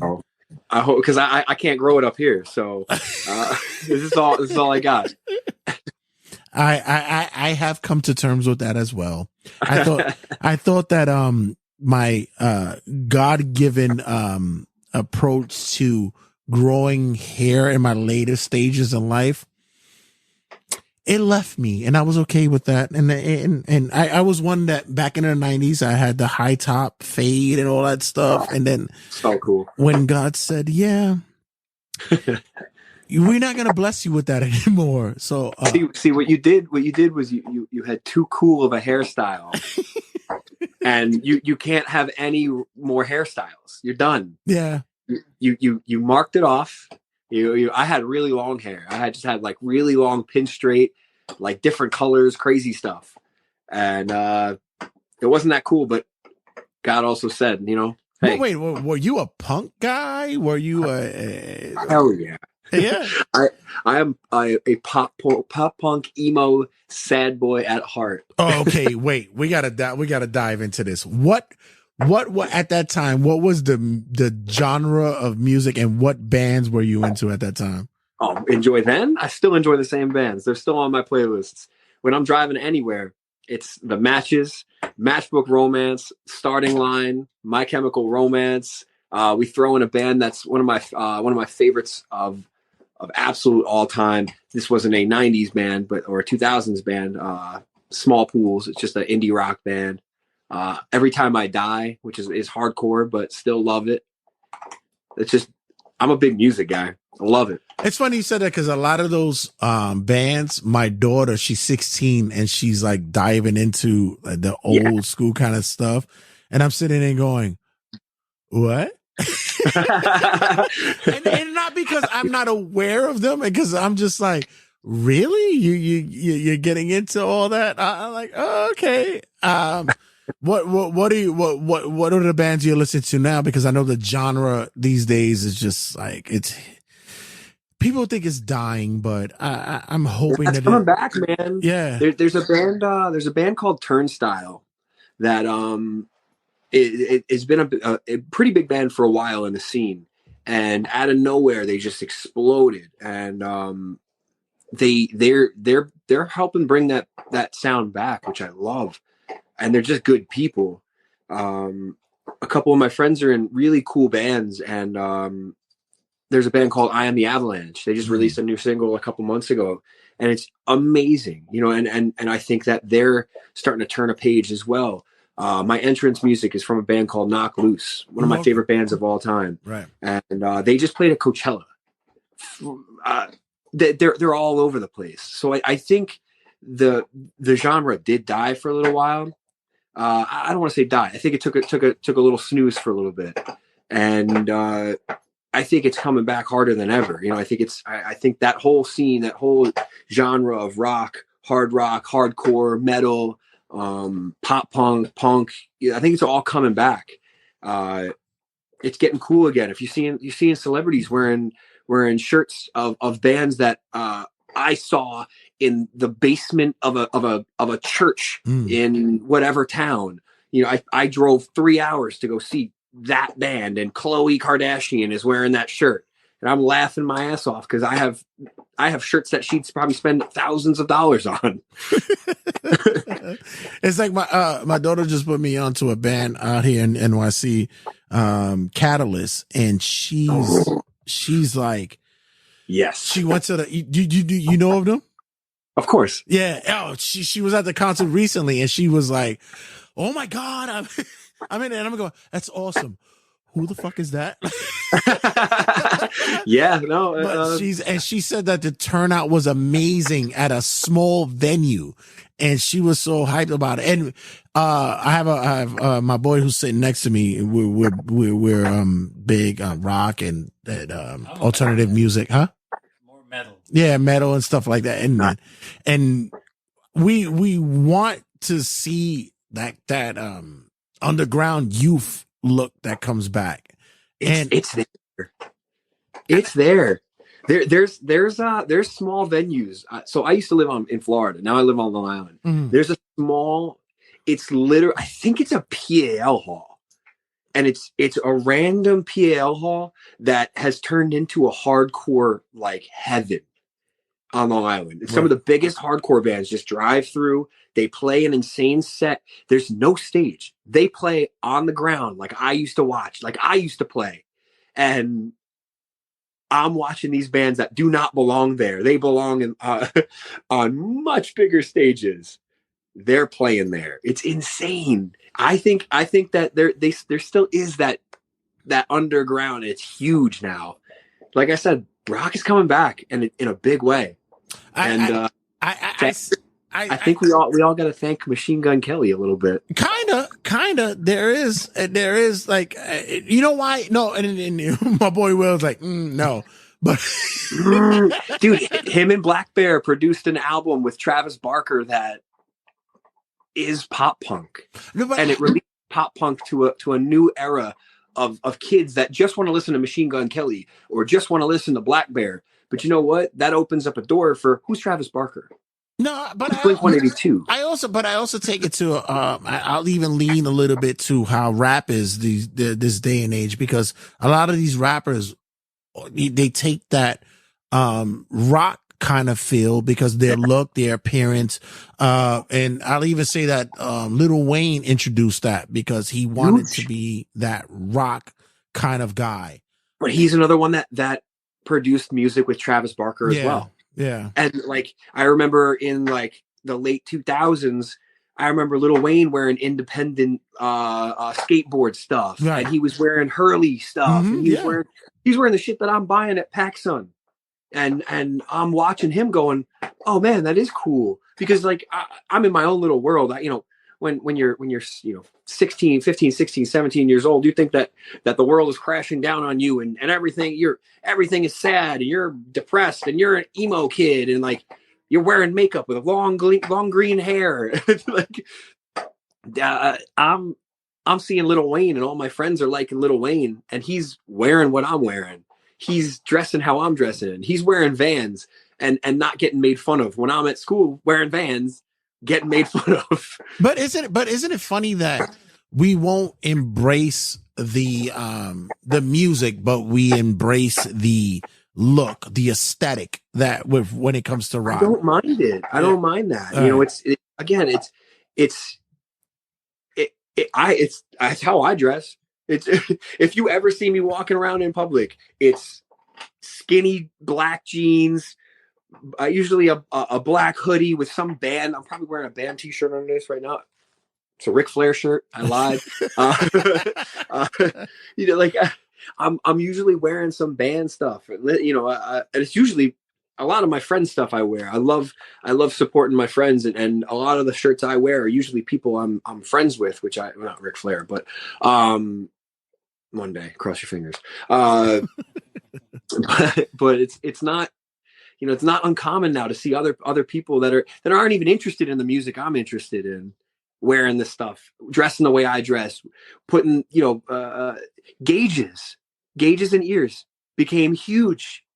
And that all started in the alternative scene. Oh, please. My boy who's sitting next to me, he was a gauge guy like in the early 2000s.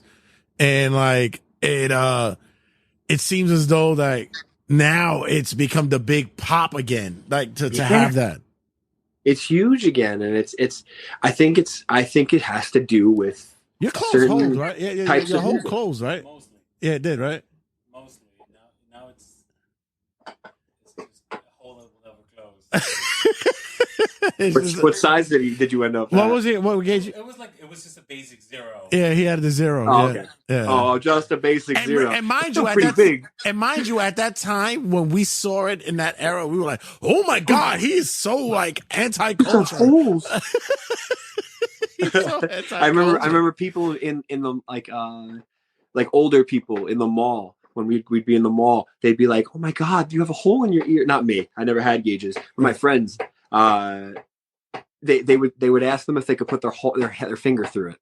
Always. That was always the question they got. Right. And they started getting so mad about it. Like people in school would just put their finger through it. And they're like, "All right, I'm done with this." They would pull them out and be done. Can I put my finger through it? Where am I going to keep my pen? I always thought that it was like, does it stink? Like I always thought that. Yeah, it does. Yeah. More now than then. It almost reminds me of like getting tattoos in my era when it was a big boom where you had tattoo artists coming up, and I'm an older gentleman, so I'm in the AARP of that 90s era, so I should get a card here and there. But hell yeah, get a little discount. Why not? Of course, why not? I'm about to get tatted this Sunday. I'm about to get my new tattoo coming up after years of having one done. And in that time, that era, it's like it was the shock value of like, oh my God, you're why are you doing that? You'd have to have it in the most private location possible. Right. You couldn't have it out there. Like I love that it's such a a cultural thing now that is accepted. Now, because obviously now I have doctors a couple of have it. Lawyers have like visible tattoos and stuff. This one used to be called the Job Stopper. Right. Not exactly, anymore. Yeah. Like there's people working that are going to be at a law firm with this. I have a tattoo on my back, which I wanted on my neck. And my mother stopped me from beginning because she's like, "Oh, if you get it on your neck, you're not going to get a job." And it's like, now my next one's coming on my neck. Oh, yeah, please. I still have 4 spots that I need to get covered soon. It's like I'm working on that. But you're a wrestler, and the reason I'm having this conversation because it's the same thing transitioning with the conversation with wrestling as well. That telling people that you're a wrestler and you're in the indies doesn't really translate with a lot of people. Like, how is it that people that are not in your circle that you explain that this is your gig? How does that work for you? It's weird. When you tell people that, you get reactions. It's a range of reactions. It starts with like, what does that even mean? And then you can read it on their face where they go like, huh? And they go like, oh, like WWE, or like, I usually say like, oh, like WWE stuff. That's what I do. And they go, what? Like, that's so cool. Like, you're in WWE. And I go, no. What? And like, then I kind of try to explain like it's not that company. There's another company. There's another company. There's another company. I don't work for any of those companies. However, on the lower tier, I'm trying to get to those companies by working at all of these companies. And then they kind of like take a step back and go like, oh, so like you do this as a hobby. Right. And I go, right. No, like, again, no, I don't. Like, I don't just do it as a hobby. So like then the explanation becomes much longer every time I do it at this point, because I don't know how to explain independent wrestling to people. And I try to explain it to them through music, actually, which I feel like that's the easiest way. Everybody's been to a church basement or a small hall or a small, a bingo hall or a really small venue. And they've seen these opening bands and they understand the concept of opening band. I'm here for the headliner. I'm here for that guy. But these other people could be pretty good. And maybe one day they're the headliner, like, oh, that's cool. So I explain it that way. Like, the opening band is WWE.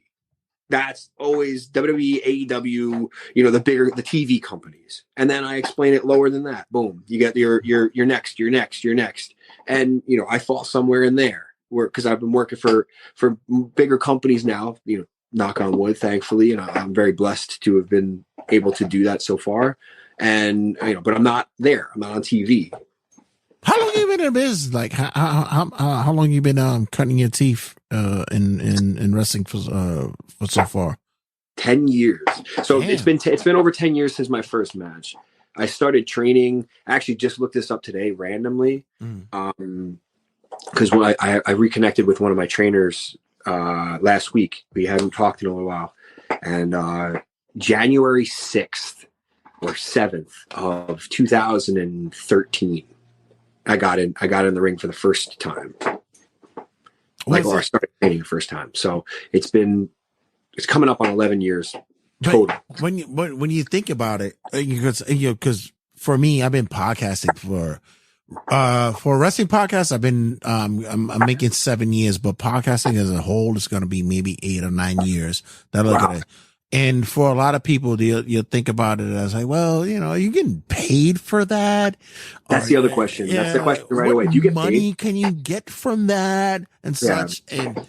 And that's immediate thought process. And, sometimes it's you so do weird. Like, all right, if you come up to me and I meet you at anywhere, I meet you at the grocery store and I go, hey man, what do you do for a living? You go, oh, a lawyer. I don't immediately go like, oh, how much do you make? Yeah, right, exactly. Like, what the fuck? Like, I don't give what if you walk up to me and I go, oh yeah, I'm I work at X, Y, and Z. How much do you make? That doesn't happen. Right, exactly. But for wrestling, do you make money doing that? Like, what do you talk? Like, do I ask you? That's gonna be you just started something, because from now on, whenever anybody asks me that, that's what I'm asking them. How much money you make per year? That's it. Because that's a rude question. It's a very rude question. Listen, I never know how to answer it. I'm really socially awkward with people a lot of times too, and I don't know it. I had this conversation the other day with my fiance that I don't think I have social cues anymore, thanks to wrestling, like at all. So that'll just be another thing I just add on to it. Yeah, it becomes this just judgment or critique of what's the point? Why are you doing it? Right. If there's no because you could always say like I have a shoot job, I do this, whatever. But why? Why do we need to have to like give a barometer or level of or just a extension of why we're doing the business that we're doing? It's like, dude, this is my gig. This is what I have. Yeah. You know what I always say also, like, and that's, I kind of like, I always get a little bothered, and it's real awkward when those questions come up. And then I always say, like, just come see me live. Just come watch a show. Just, if I know you, please just come watch a show, and you'll change your whole outlook. And you can go to the worst show possible, and you're going to be like, huh, that's okay. I get it. There's some fun to be had here. But if you come to something that really is put together, and I put my heart and soul into what I do, and I just last weekend I had one of the best matches of my career with a dude that I've known since he got in the business. He was like 16 years old, and his mom allowed him to come to a show with me out of state. Like I just had a crazy match with him this last weekend. But like, just come see that. Please come see it. I want to show you what pro wrestling is. And you know what? At the end of the time, you're not going to be going, oh, do you get paid for that? Because you're going to know the answer. Yeah, but the truth is in the work. But at the same time, people will sit there and not understand what the draw was for you to do that. Because there's always something that somebody will sit there and be like, well, why would you do that? Like, you had the love of wrestling because of where it came from, which I'll ask you, like, what, when did you get to and like see what wrestling was about? Like who was the one or what was your background that you actually opened up to see like wrestling as in a whole? So I was kind of born into it. My grandfather was a pro boxer. He was a Golden Glove boxer. Nice. And he was obsessed with wrestling. He was a big dude. And my brother's 4 years older than me. So because my grandfather was always obsessed with wrestling and had this boxing background in New York, actually, he would always he'd always get like an athletic commission ticket or so, like, and be able to get into the building and see, WWF at the time, right, at the Coliseum, or see, different whatever wrestling would come here. WCW, I believe he would have been able to see too, because it would have been later in his time. But he would always take my brother, who was, again, 4 years older than me. And I was too young, so I never got to go. But my brother would always be watching it, always watching it, always watching it. It was always on in my house because my dad liked wrestling. Again, my grandfather was obsessed with it. So anytime I went to his house, he was always watching like old black and white videos that he had recorded. And it was always on in the den. And I would walk past, I'd see this, and I'd be like, oh, who's this guy? And he would explain, and then he'd go into like history of this guy. And so I started to like just love like that part of it and the family part of it. Cause that's, my grandpa loves wrestling. My dad loves wrestling. My brother loves wrestling. Now we all have a bond. And then, everybody else fell out of it except for me. And I just kept being a fan. And again, eventually a lot of people, do it too. I fell out of love with wrestling for a little while. And what got me back was, I think it's WrestleMania 20 at the Garden, right, where it's Kane versus Undertaker. Yeah. So I guess I was doing something on TV and that popped on, and I went, holy shit, that's a great match. I want to see what this is. And so I called my brother, and he was like, Kane's his favorite wrestler. So he was like, oh my God, I gotta rush home. He rushed home from work, we popped it on because we didn't have a cable box except for in my parents' room. We popped it on the TV in my parents' room, rented it. They were pissed. Absolutely pissed. But we rented it. We're watching it. We're losing our minds because they can't go to sleep now. Now the $50 has been spent. It needs to be watched.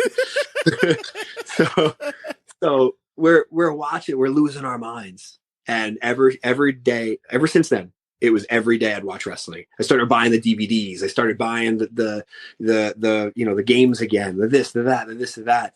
And I fell immediately back into it. And then, I became a fan that was too much of a fan. And I thought I could try myself. I was always a physical person. I played football in high school. Yeah, I was gonna ask you what athletic background you had prior to I played the football. I was really bad at it. Was not good at it at all. I tried wrestling again, really bad. At least you admit that you was bad at football because everybody's like, yeah, I was the man. I played left guard and I was able to have like I could have gone pro, bro. No. I was terrible at football. The only pro I could have, the only way I would have ended up playing football on TV is if a clip of me got on America's Funniest Home Videos. Only way. It's the only way. What position you played? I was safety, and I was also a running back. Were you slow as shit? You gotta tell me you were slow. No, I was fast as hell, but I was 102 pounds. But still, as a safety, I would just go. At least you could cover. Off of it. No, but I'm saying at least you could cover. You could at least make coverage. If you could read the quarterback, at least. I couldn't do that. Couldn't do that at all.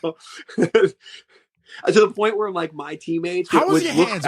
Did you have good hands? Look at me. Did you have good hands? Yeah. If I got close to the ball and I knew where you were, I could grab it. So why wouldn't I was kind of tall, so if it you worked. were fast and had good hands, why wouldn't you play wide receiver? Like, well, I also was a running back. Oh, okay. Because the school I went to, they didn't really stress throwing the ball. They were more of a ground team. Oh, okay, yeah. So I couldn't have been a running back. I could have been like a tight end. Your quarterback was shit. Trash. The whole team wasn't that good. We went from being like a state team, like a contending state like champion team, right? To like the next year, I showed up and like I was playing. I get it. You were rebuilding. You were in the rebuilding stage. Yeah. It took 4 years, 4 full years. But let me then they rebuilt with new people that were way better. But let me ask you: in high school, on the team, varsity, all that stuff, right? I never said varsity. I'm trying to sell it. I'm trying to sell it for the listeners. I'm trying to sell it. I mean, like junior varsity, quite all right. But I started. So it's fine. Was this? This was in Florida? No, it was here. It was in New York. Oh yeah. It's terrible. I moved to New York when I was 7. Okay. But by the time I was here, I was here for a little while, and then I went back to college in Florida. Oh yeah, I was about to say, I'm like, yeah, New York football is shit. It's garbage.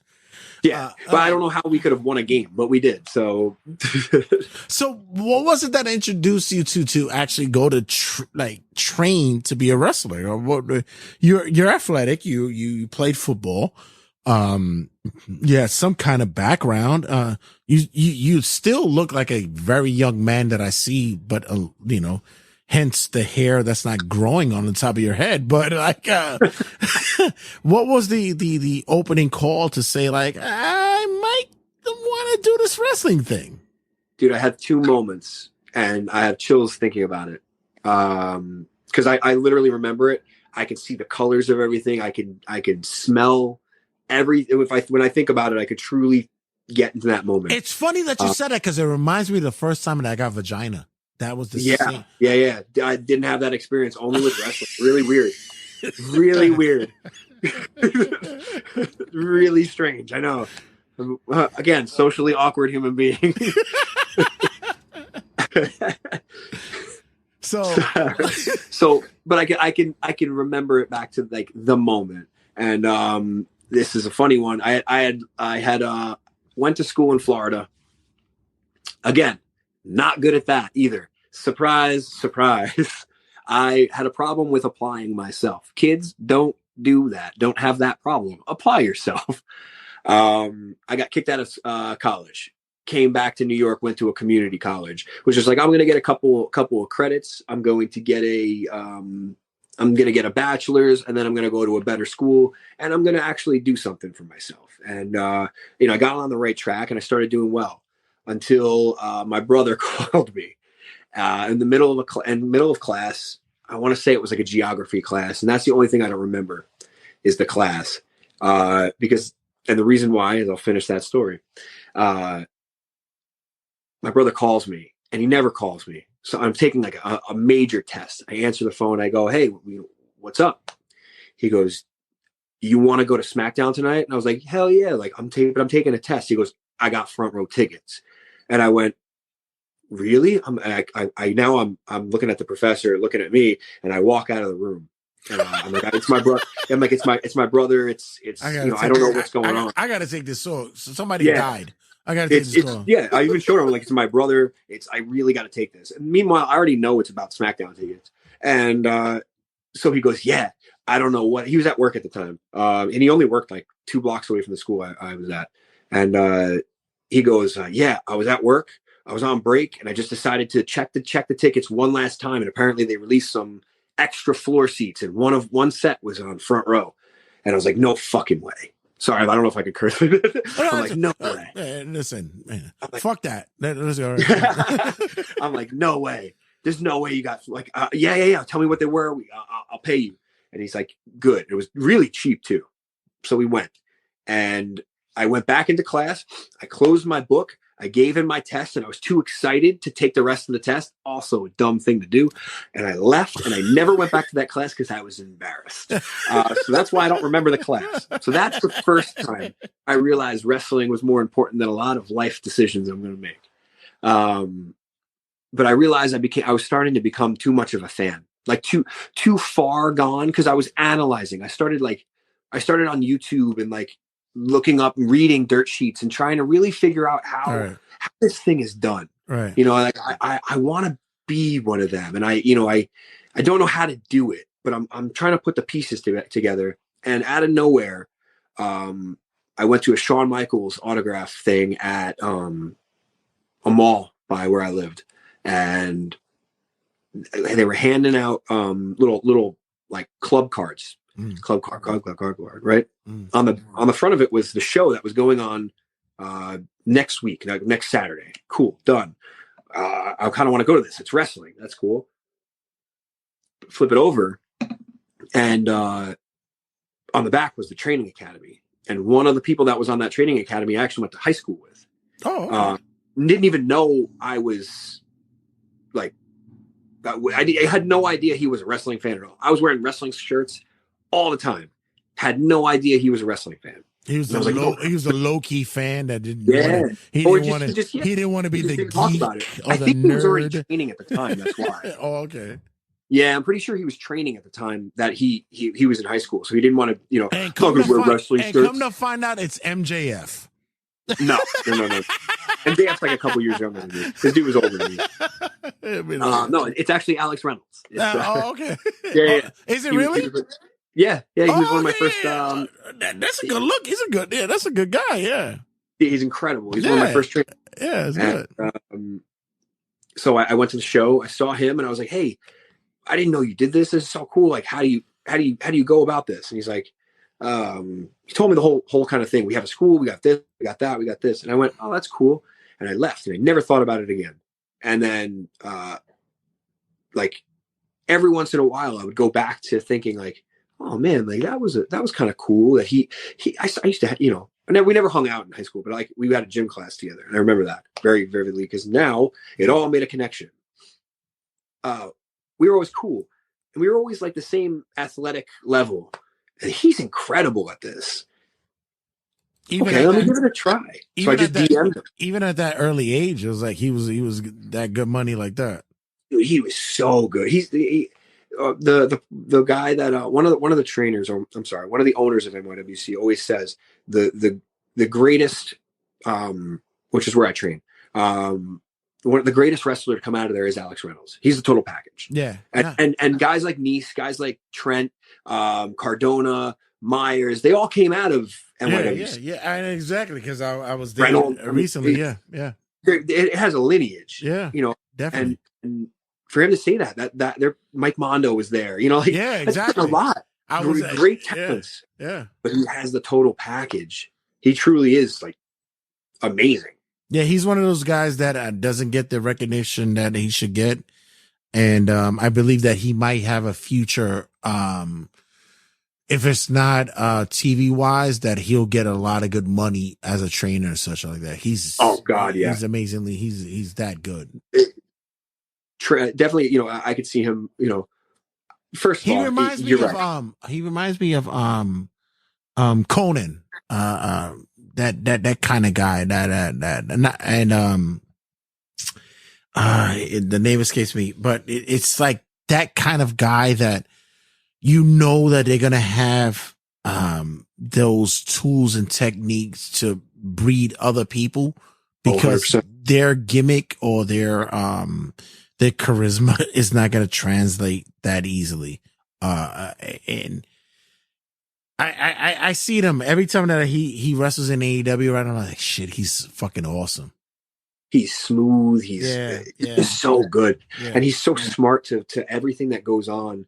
There's no line that's connected. Now it comes to me. Canyon. He reminds me of a Canyon Canyon was incredible. Yeah, that's an absolute compliment. Of this era, yeah. He reminds me never got his due though. Yeah, he reminds me of a Canyon of that era. That's a great compliment for him. Hell yeah. Shout out to Alex Reynolds, man. Give that boy some love. Hell yeah. Give him some love. Yeah, hell yeah. Him and Johnny Silver. Yeah. Incredible. And that's your guys. That's where you guys come. That's where you come out from, right? Oh yeah, that's where I came from. NYWC. I still train there every week. Yeah, because I don't believe in this whole you wrestle on the weekends and you're gonna be superstar. No, you get better every day. But even still, you got into the business. You found that doorway to get into it. And now the grind is bookings, match by match. Who you're gonna make your match by match like kind of bookings. Like how is it as a guy coming into the business 10 years ago that you couldn't even transition that into what you were doing for your day by day of what's happening at that time to now? It's weird because I was kind of a shithead when I first started. I say this to everybody, and I say this to all the students at NYWC. I got a bad reputation, and it was rightful. I was. It took me a little while to learn like the basics, but once I got the basics, I fell in love with promos, and I started doing really good promos. So I started getting moved up a card a little bit here, a little bit here, a little bit there. And then I got complacent and stopped training. And, I was, I had an attitude on me. Like people thought I was real cocky about stuff, and I wasn't, but I could see why they would think that. And I came off wrong to a lot of people, and I rubbed a lot of people the wrong way. So I gladly say I was a shithead because I learned from my mistakes, thankfully. So I didn't really have that many bookings. I didn't really have, the ability to do that because I was just taking it for granted, and I was almost doing it as a hobby because it was a hobby. I was working full time with two jobs.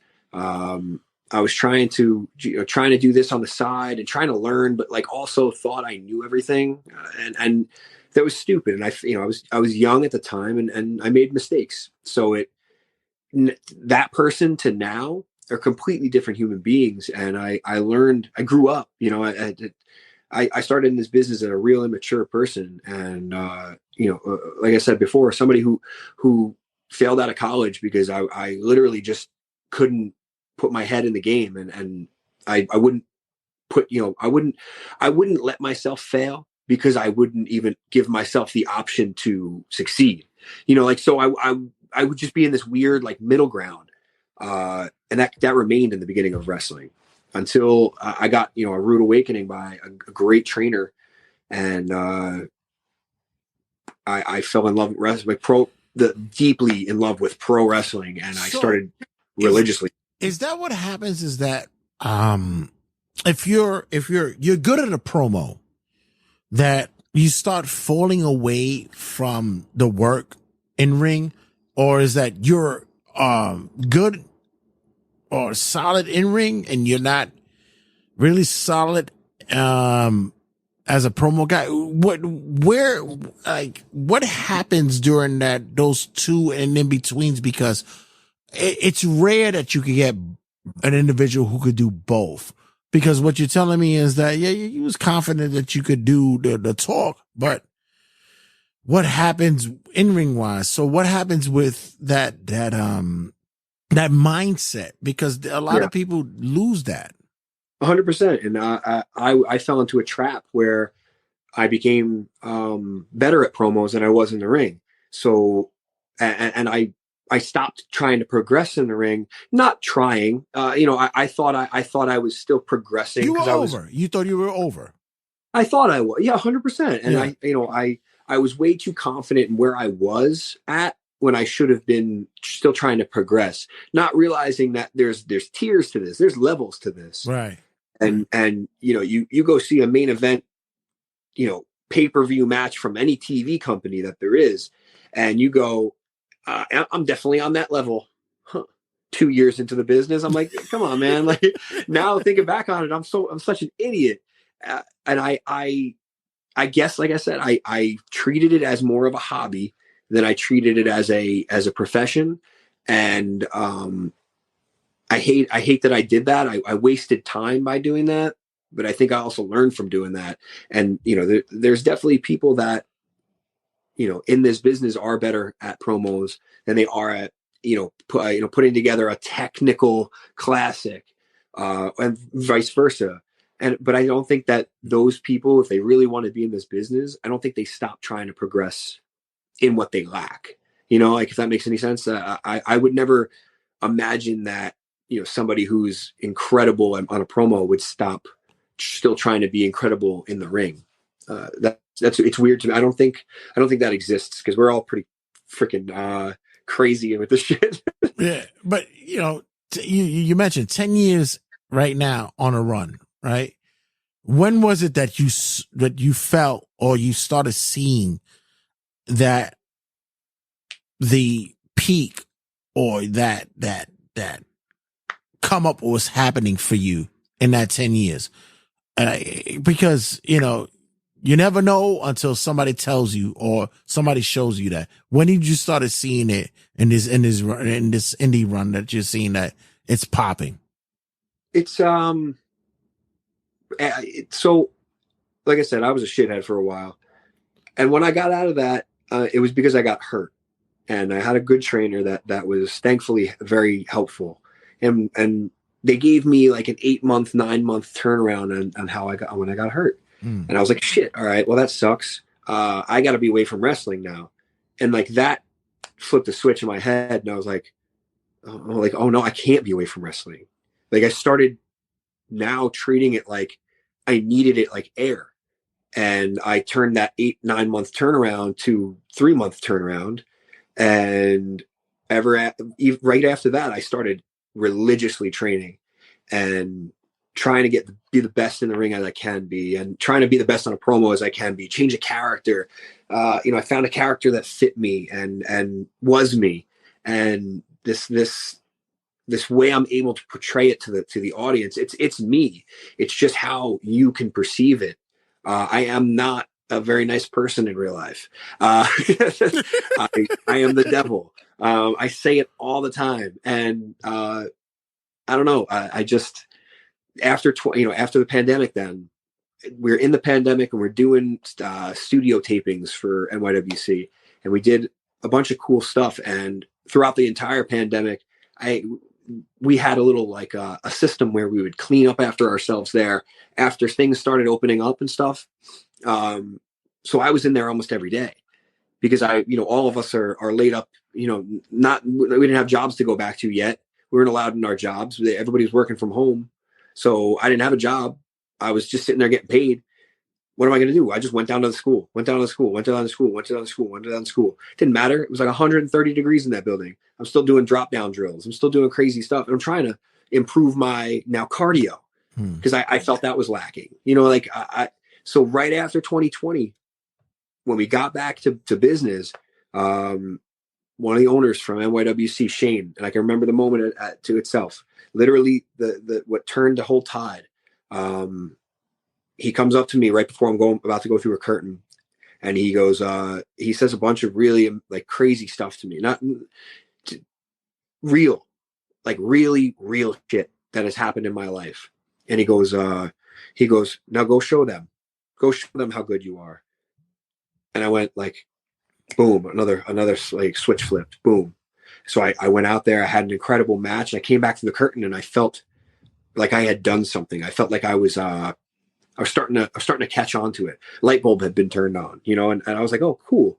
Because it got an insane reaction that I had the month prior. I hadn't got that type of reaction, right. But that reaction out of nowhere, that was it. I went, okay, wow, this is different.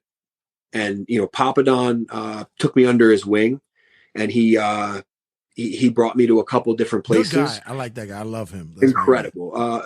Literally another one of those people that I look up to, and he's a mentor to me. Great guy. He has literally dragged me to bookings so that I can be seen, and I get booked there regularly now. And it's incredible.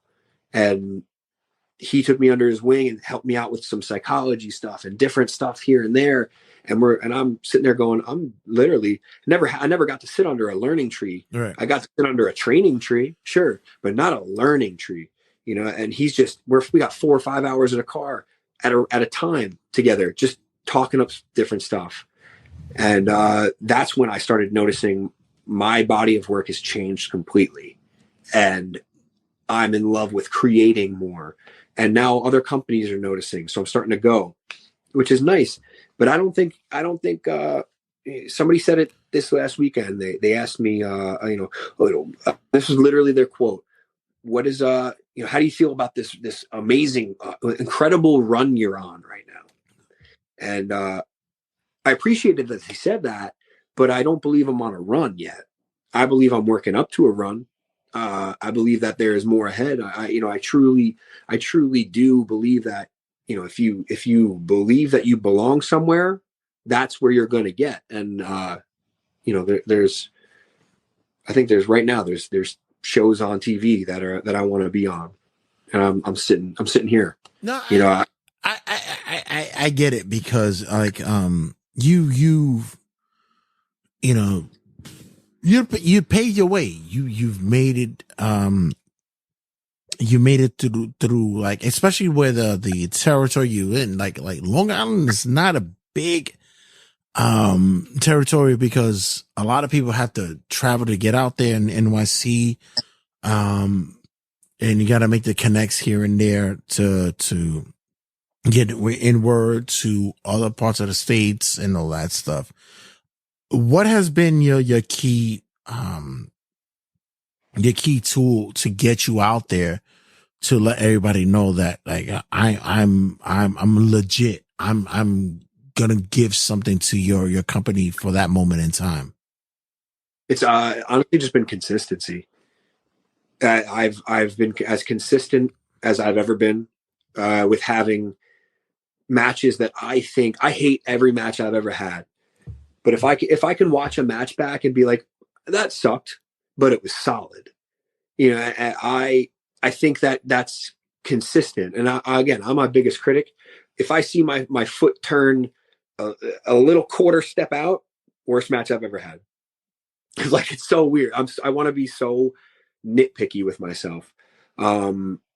but I think it's consistency that's got me out there, and my ability to finally kind of figure out social media. It's a real learning experience. I took a couple of classes on it, just to kind of get me to a level where there's way more I could learn, but just enough to figure out what algorithms are as they're changing, because it's nothing you can read.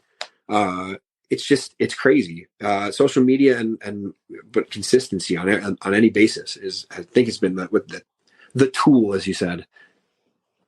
I always ask wrestlers when in the indies, and right now with the opportunities that's available to them right now with AEW, with Impact now about to be TNA soon.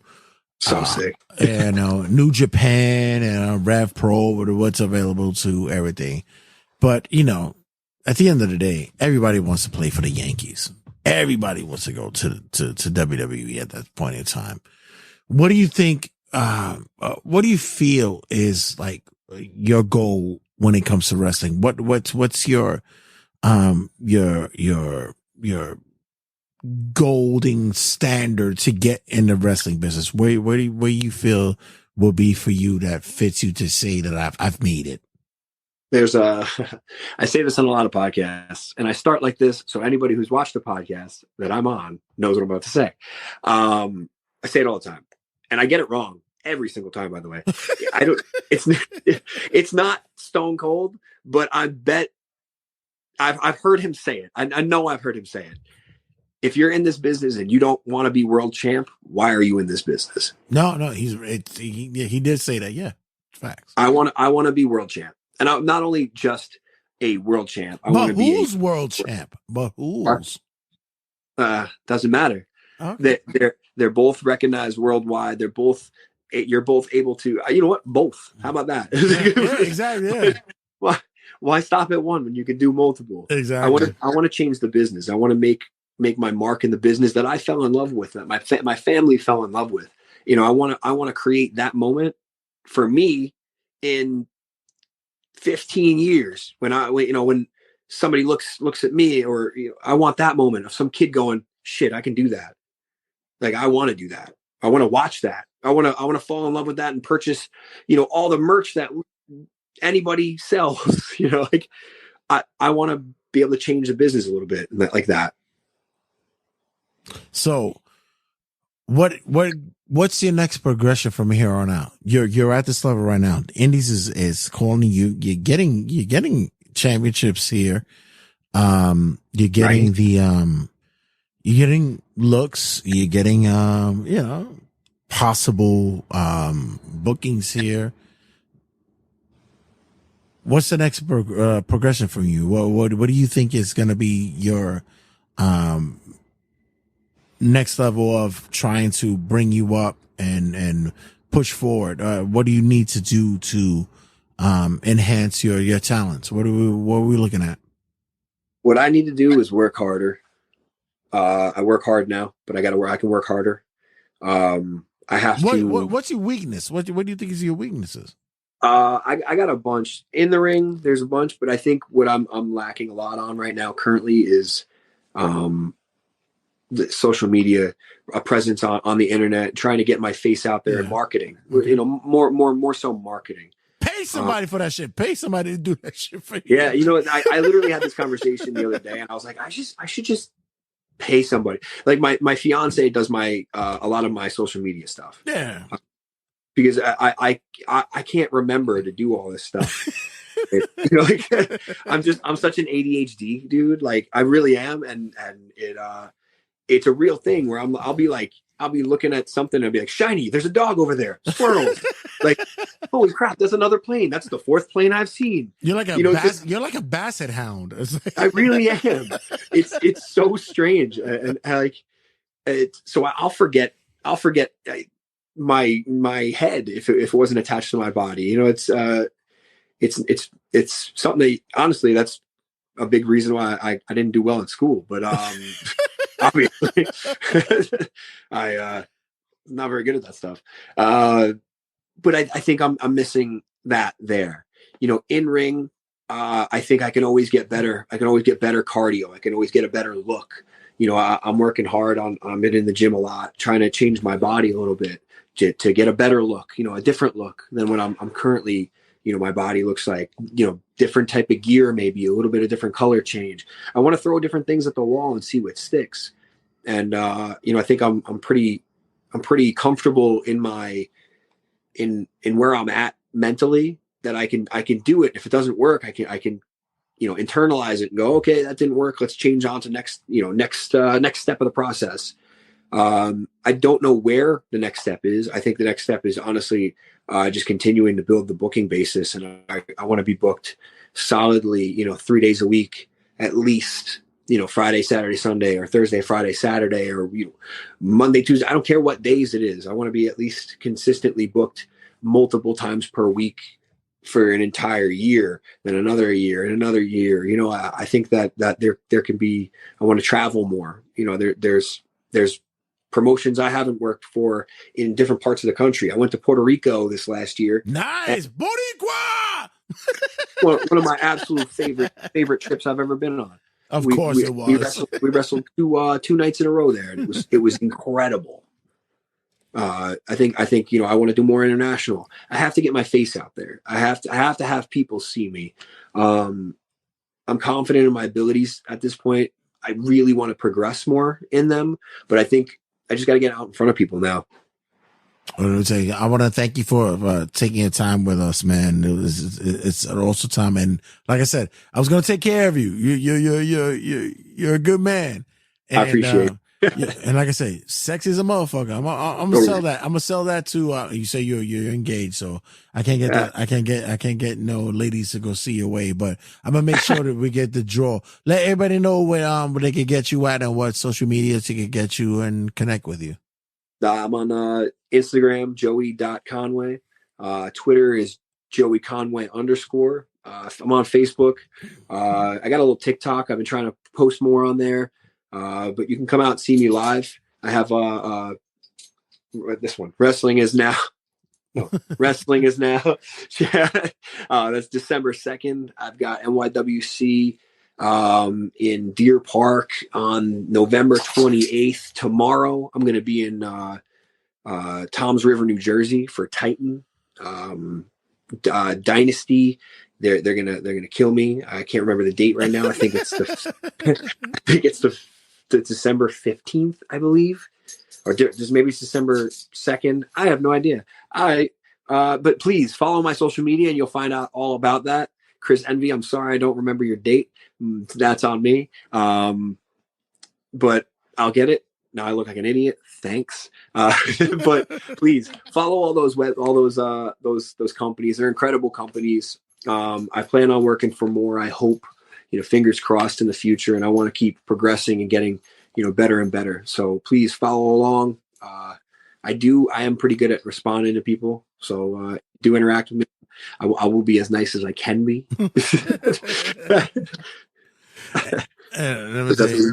And thanks again for your time, man. And of course, you did a great job tonight. And I'm hoping that we could do it again. And and much blessings to you. And guys, we're going to be out for this one, but as always, check you guys in a second, and much love to our boy, Joey Conway. Thank you for everything. See you guys, thank you guys in a second. 5, 4, 3, 2, 1, 0. All engine running. Liftoff.